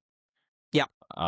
Which is nice. Yeah, that's one where if you just asked me if I thought that was a good card without reading it, I would have put it in like D. But the fact that you don't actually need to give the orders to the units that gain Inspire is and it gives you something solid. Interesting for like the vehicle heavy. There's not a lot in Rebels that support vehicles and make vehicles better. Yep. This is something that does. There's a lot of suppression running around right now. It's a good card. All right, their last card is a generic card. Covering Fires at 3-pip. Gives orders to 3 core units. Each time in this round, each time an allied core unit makes a ranged attack, after the attack is resolved, another allied unit within 2 may gain a dodge token. Similar to the Empire 3-pip, instead of aims, you get dodges. The Empire 3-pip is harder. This one is like a passive. It's every core generates 1 dodge. I used to love this card back in the old rules. Now with you almost never outside of like Echo Base want orders on your core units in Rebels. This you could list build around it. This has a very useful effect, generating a lot of dodges for your units that make great use of dodges with Nimble, but it's just it would often require you to run Seize the Initiative or Trusted Agent. Yeah. And have heavy weapons on your core. Yeah. It's if you're running some sort of, and this is another card where it's like the use case to me is if you're running a lot of officers and you have heavy core units that they're trying to back up. It's an unusual play style. It is possible in Rebels. I don't think it's horrible to try and get core units. Horrible, they have a lot of options to make the SX-21 Rebel Troopers and Cassian like fleets. I would put this in D tier. Like somewhere I'd say around like pretty high in the D tier. Pretty high. I was gonna argue for low C tier. No, I don't think so. I think 3 core units is a significant change from Assault as any 3 units. Yeah, I guess Assault is. If it was 3 trooper units, it would be really good. It would be much better. I would say maybe just below. Notorious Scoundrels. All right. Or maybe below Sabotage Comps. I'm happy with either. I think that's better. All right, that's our generic stuff. Let's go on to you want name character? Hold on, I gotta get this name character up. What else we got left? Oh man, Sabine and the Imperial, or not the Rebel Officer and Agent, right? Yeah, and Bad Batch. Bad Batch. Oh yeah, they only have 1 card. All right, let's do Bad Batch. That's a quick one. We do. Bad Batch 3-pip. The Bad Batch. This round, while the Bad Batch contains Hunter, it increases its speed by 1. While it contains Tech, it gains Tactical 1, which would stack with the Tactical 1 they already have. When it contains Echo, it gains Reliable 1, so we get 1 more Surge token. Rebel Bad Batch can have Crosshair, so we'll skip that. And when it contains Omega, it gains Inspire 1. That's probably the one that I see used the least.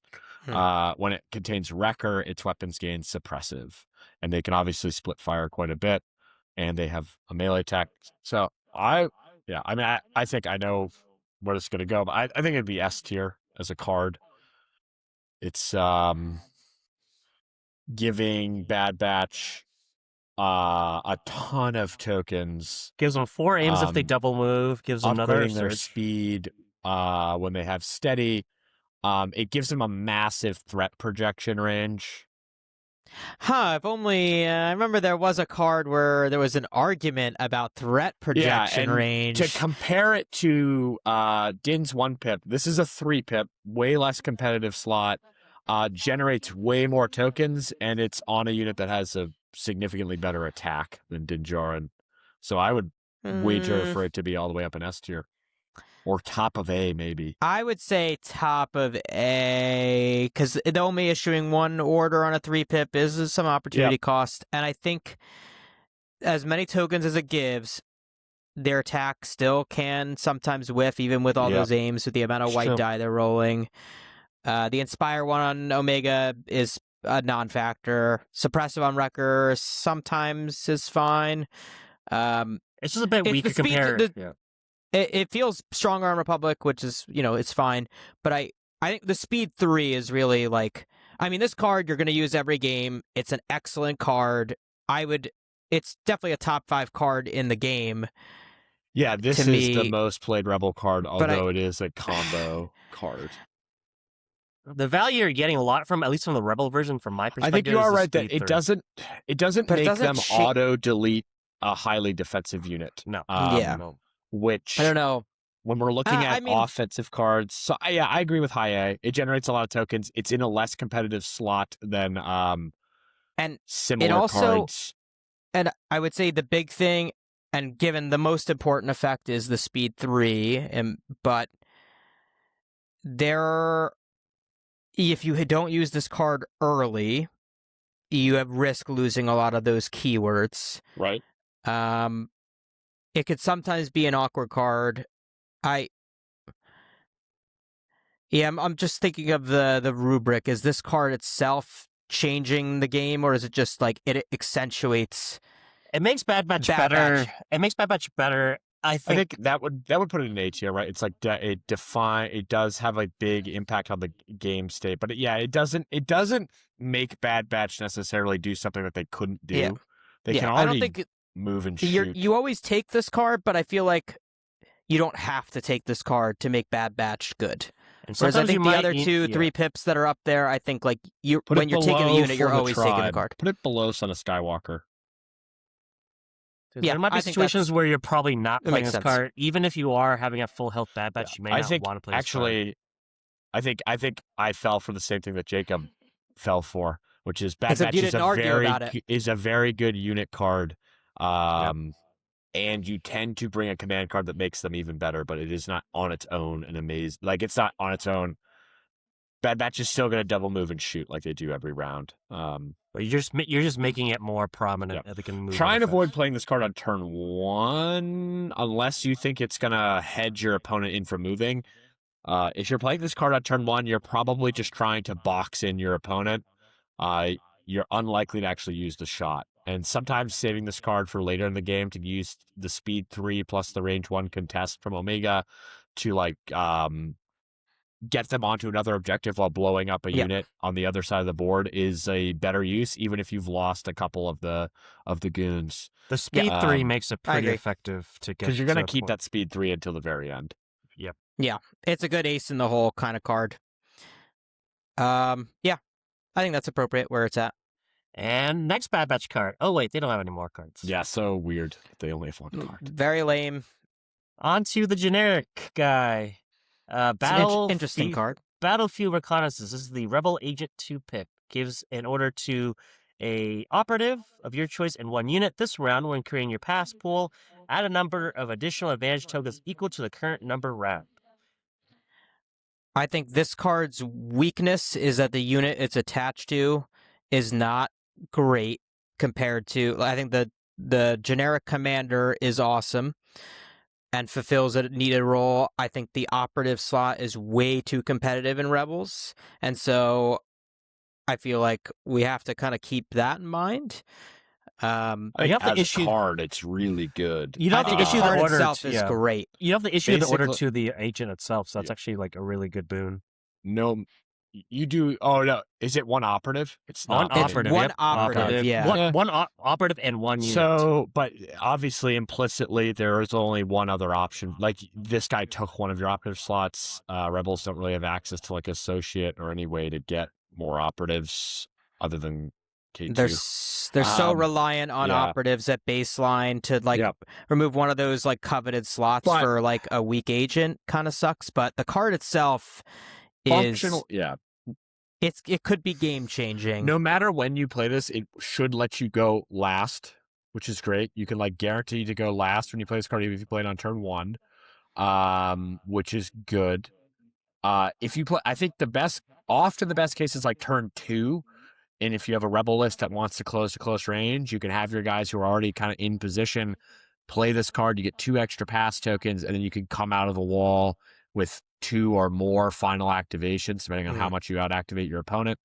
And the other thing is that situationally, if this card pairs with the condition or the advantage that gives you recover, aims, or dodges on pass tokens, it gets even better. Yeah. And that's hard to value because part of what that's doing is it's creating a situation in turn 0 where your opponent's like, ooh, that card, because you have an officer, and if you have that 2 pip, that advantage is suddenly much better than it is normally. So I would, with all that in mind, put it like high C tier. Nah, I think I'm putting that. I'm putting that B. sucker. Now I'm putting that sucker in hot. I would honestly. I think I'm putting that low A. As a card effect, I think it's the best card effect in. It's consistent card effect. It makes you want to take the unit. Unlike like some of these other cards, like if you're taking the unit, it's because of this card. Like, there's no reason for you to take the agent and not take this card. I think, honestly, it's the best 2 pip in Rebels, both with the powerful effect and the and it's evergreen. Get the stats, Paul. Get the stats. You could use it on round 1. I think, again, the issue with the card is that it's taken on a unit that is like not very good, and it's just too competitive a slot.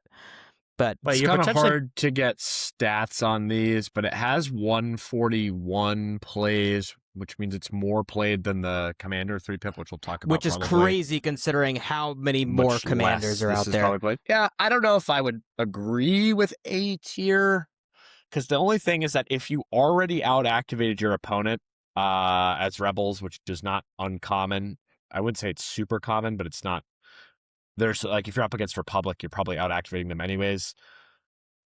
It isn't as useful, although it is still letting you delay more activations. Yeah. So yeah, maybe I agree with A tier. I think the thing is that you actually probably often don't want to wait until the end game to stack up like 6 pass tokens. No. It's kind of useless. Most of your units are going to be dead by that point. You use this on either round 1 for a little extra order control and the ability to still go last, or you use it more likely using it round 2, or maybe if you have no time to lose, that's maybe when you're using it more in the late game to stack up, just like get all the tokens and recovers.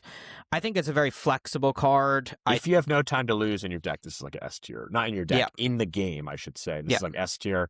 And the meta level of like basically making your opponent think about banning that advantage is also quite good. Yeah, I'll agree with A tier for almost meta level reasons. Do you think it's better than Din's 1-pip or worse than Din? No, it's not better than Din's 1-pip, bro. Okay, just making sure. Just trying to. In the context of it being a 2-pip, is it better than Din's 1-pip? Probably. I mean, it's a good argument. I do think it is the best 2-pip in Rebels. Put it Rebels above need better mechanical. 2-pips, bro. I'd actually put it all the way up next to Son of Skywalker on the context. Because if you look you started saying it was C tier. You convinced me. The 2-pip, it being a 2-pip is huge. I take it all back. It's below Din's 1-pip, bro. It's a good argument. Look at the 2-pip. The nearest competition to this is Reckless Diversion, which I think we can agree this is a much better card than. Yeah. So if you're looking at like your hand, move Ahsoka's 2-pip higher than Reckless Diversion, please. No, Ahsoka's. Oh, that one? Yeah. No. Move it higher, bro. Better than Reckless Diversion? Move it higher than the other 2 1-pips. Sure, you can have that. All right, thanks. I love that card. We got the officers 3-pip. So the agent has its own card. Now the officer has its own card. Diversionary Tactics are 3-pip. 3 trooper units. When a unit is issued an order to this card, it gains 1 dodge and 1 observation token. That's good. Solid card. The observation token generally doesn't matter. Dodge is going to, on most Rebel units, a dodge is going to equate to much more hits than an observation token would. An observation token at best could be used to reroll a red die. It's not that good. No, I would put this like somewhere in C tier. It's probably worse than Cassian's 3-pip though. Cassian's Danger Sense 1 and recovers is gonna be better. Are we? I'd actually say below. I'd say it's above Luke's 2-pip and below the Rebel generic 2-pip. Yeah. So this gets out dodges on units where you would probably like dodges. It can give orders to any units, so it can go to heroes. It's a significant upgrade over assault. There are a couple of bad scenarios where if your opponent has an ability to spend observations for additional effects, which is a couple of different Empire lists and Cody. It could be bad, but that's pretty rare, and you'll know that going into a game. Yeah, it's pretty unlikely unless you're going against a 2/12 battle force or it's fine. Very, very unlikely. All right, on to my favorite character, Star Wars Legion. Really? Oof. Well, this card's not good. It's not a horrible card. I love Sabine Wren. I never watched Rebels, and I will never watch Rebels, but I love Sabine. She's a fun unit. Sabine got me into the game. This is also good artwork. Sabine got me into the game, and I like that. I like her character. All right, this is her 3-pip, Legacy of Mandalore. Sabine, Wren, and 2 other troopers get orders. Sabine gets Inspire 1 this round. Each time Sabine issues an order to a commander, operative, or special forces this round, she gets either an aim or a dodge. This is good, but yeah, you have to remember that this is only giving tokens to Sabine. So she's issuing those orders and she's taking all the tokens. Sabine often doesn't need that many tokens. It's not like she's duelist or anything. If she can gunslinger the aims, could be useful. The dodges are nice but if you already have a dodge, like two dodges are nice. Yeah, she already it has is nimble. Nice to have a 3-pip that can make her highly defensible while still giving out orders. I would put this somewhere in C tier. Yeah, it's a solid card. It can often keep Sabine alive, or it can make her gunslinger effective if your opponent's not putting her in melee, which usually people are putting her in melee to shut her down if she is a good gunslinger position. But yeah. Yep. That makes sense to me. I put it right between the officer and all right. Yeah, that makes sense. I know where this card's gonna go, but I have to read it anyways. This is Sabine's 2-pip, Symbol of Rebellion. They did not change this card in the new remake. I wish they did. At the start of Sabine's next activation, she may make a recover action. That's pretty good. She can make the free action this round. She can place a graffiti token within one of her and LOS of Sabine, touching a piece of non-area terrain. So then the ruling of the graffiti token, does it apply to the entire terrain piece, or is it... It's line of sight to the... I'm pretty sure it's the line of sight to the graffiti. The token, or is it to the... I believe it's to the token, unless that's changed. And so for what the token does, unless it's been changed, which I don't think it has, is the token makes it so that I'll read it right now. During the rally step of a unit's activation, it may roll one additional die if it has line of sight and is at range 2 of a graffiti token. The token, not the terrain piece, placed by a friendly miniature. And if it's an enemy unit, it must roll one fewer die to a minimum of 1 if it has line of sight to the graffiti token. So it takes away a rally die from your opponent and gives your units a rally die if they're at range 2 and in line of sight of the token itself. This is an F tier card. It's just, you would have to be so suppressed to actually have the graffiti token make a significant impact. As a rebel, you're unlikely to be suppressing your opponent's army significantly that this card would affect them. The recover on Sabine is nice, but it's a 2-pip that only gives out 1 order. But her shield now recharges, so it's... Oh yeah, her shield recharges anyways. Is that true? It got changed. It does, but it's if you don't use it within the same round. So it could make it come back faster. I think this is a little bit lower in F tier, my dog. Maybe below the IG 3-pip. I thought F tier on that is the really bad F tier. Yeah, I mean, I think anti-capture protocols at least can make a huge difference in a game. I would put coordinate. I would keep it as it was. I would just put Symbol of Rebellion below the 3-pip. I would definitely put this above anything else in F tier. The recover on Sabine is good. Is fine. I would still most of the time. You'd rather have you push. Probably have a better option. You're giving 1 order to Sabine. You rather just take the teamwork. Like you're probably taking Ahsoka's 2-pip that partners with Sabine, and then Ahsoka's other 2-pip over this card. Yep. All right. If you can. Last card, interesting one. Last card, Explosions. My favorite card, I think, in the game. Sabine gets an order. Permanent. During the round in which this card was played, she gets the keyword Arm 2, Thermal Charge. After Sabine makes this action, she may make a Speed 1 move. Until the end of the game, Sabine ran gains Detonate 2, our Thermal Charge, which is a weapon profile, which is 1 red, 1 white. She surges to crit. It's a blast, area weapon, and critical 2. Yeah. So, yeah, and in case if you're a newer player, this is an arm attack, which is limited right now only to Sabine and Bosk. She places down bomb tokens, and then she can move out of range of her bombs. And then basically she could choose to detonate them immediately, which is what you usually do, or you could wait for the rest of the game. And after any unit anywhere on the board does any action, you can immediately click the detonator and blow up those bombs. Anthony, where would you put this card as the resident, as a big Sabine player? I would say somewhere... Formerly a Rebel player. I would say this card, I think, defines her as a character. She's getting in there, trying to throw bombs. I want to say somewhere around B. I think you're rating it low. I think it's really high. I would put this card super high in terms of as a card, its impact on the game trying to cater to the audience. I don't know. I mean, it does have a big impact, but the damage output is fairly low. It's not suppressive. You're only getting 2 suppression on each enemy unit. Which again, I mean, it has an impact, that's for sure. But well, I think the damage value is low, but I think against high value targets, I think that's actually really good. Like ARC Troopers, for example, or like Commandos, like those are pretty good units that you're throwing bombs or at. any white save army that doesn't get dodged up. This does a lot of damage too. I would put this card really high. I mean, the amount of damage that this can do is massive. You have a lot of control over it. Sabine is cheap enough that if she does almost nothing else but to throw in effective explosions, she can do enough to like pay for herself. Like if she gets embedded in your opponent's army and detonates her bombs on like 7 or 8 units, she rolls 32 dice against your opponent's entire army, suppresses everything. That's often enough.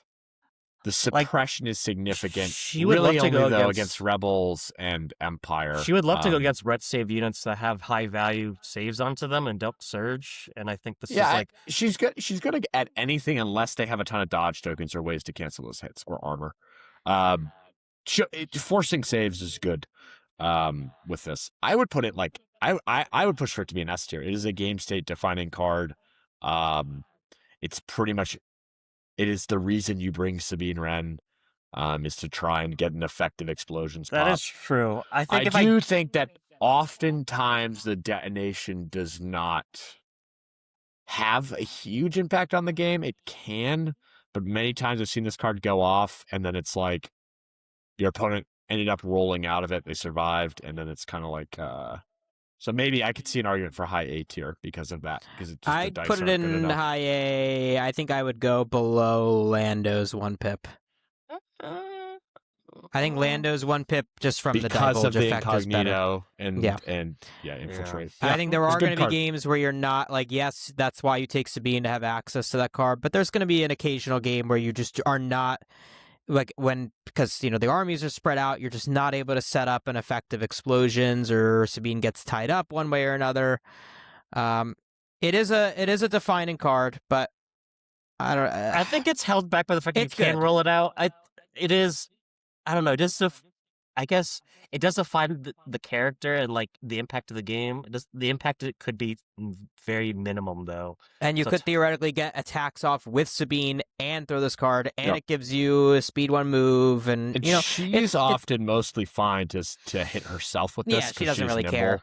But surging red, so if she's embedded in melee, she can like swing the dark saber and throw this.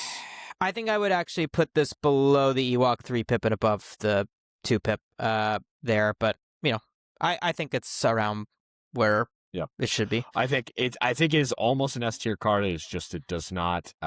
Its dice aren't consistent enough. I think if 2 more dice, I think it could be S tier. Not 2 more dice would be crazy. 2 more dice, sure.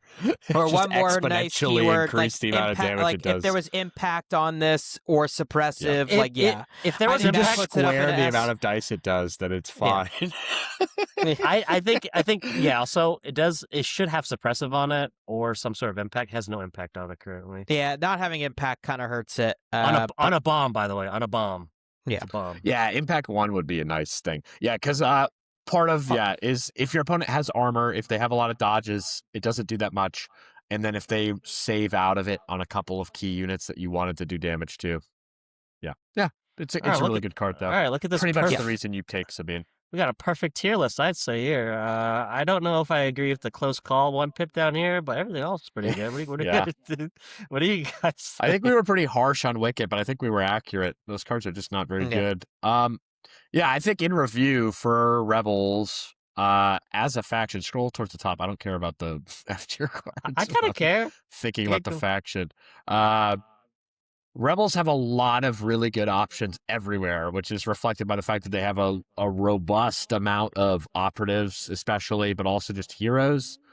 One thing that they're generally lacking in is they lack high damage dealing cards.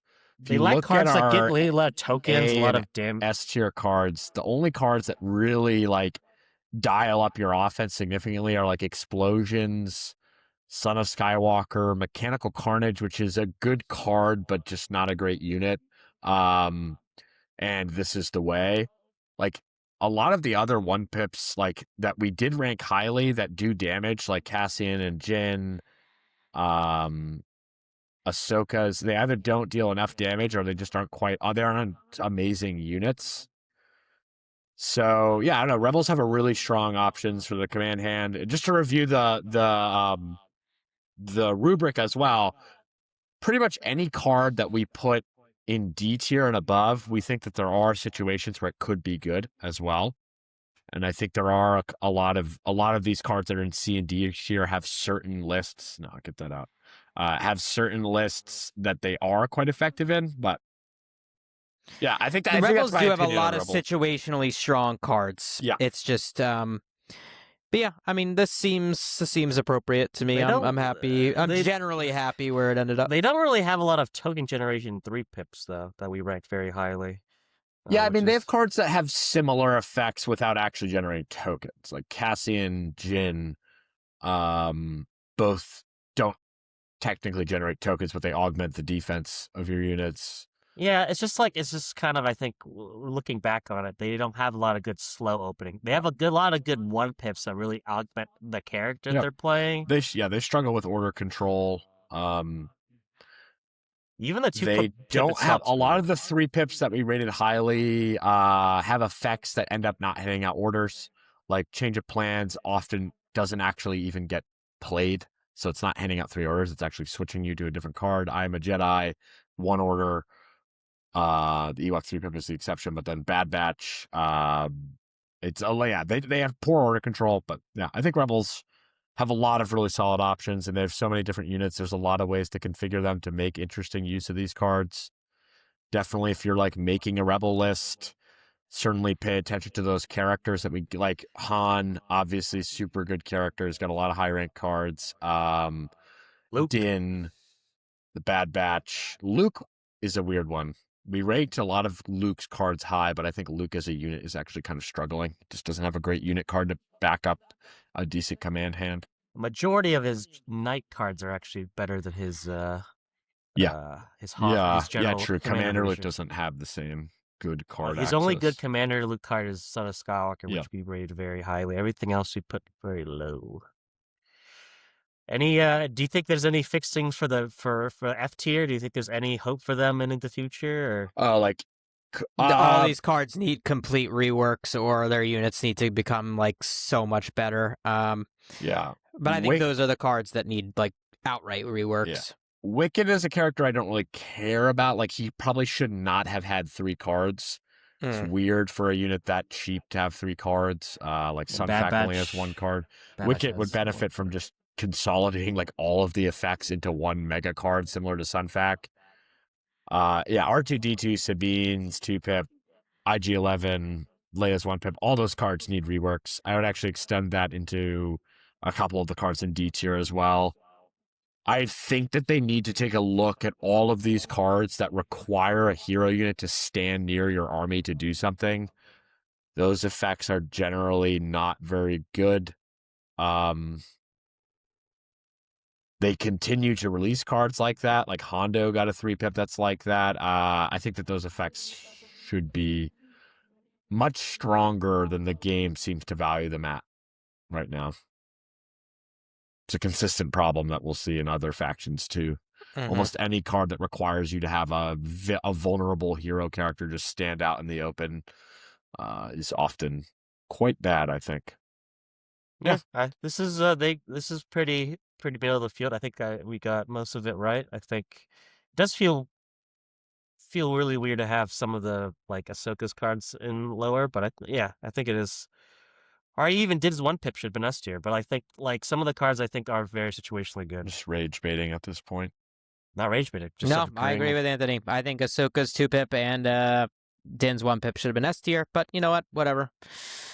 What do I know? I'm the only GT winner that come from the state of Vermont. Yep. The last one, too. Indeed. All right, everybody. Well, this podcast has probably been going for a total of 3 hours.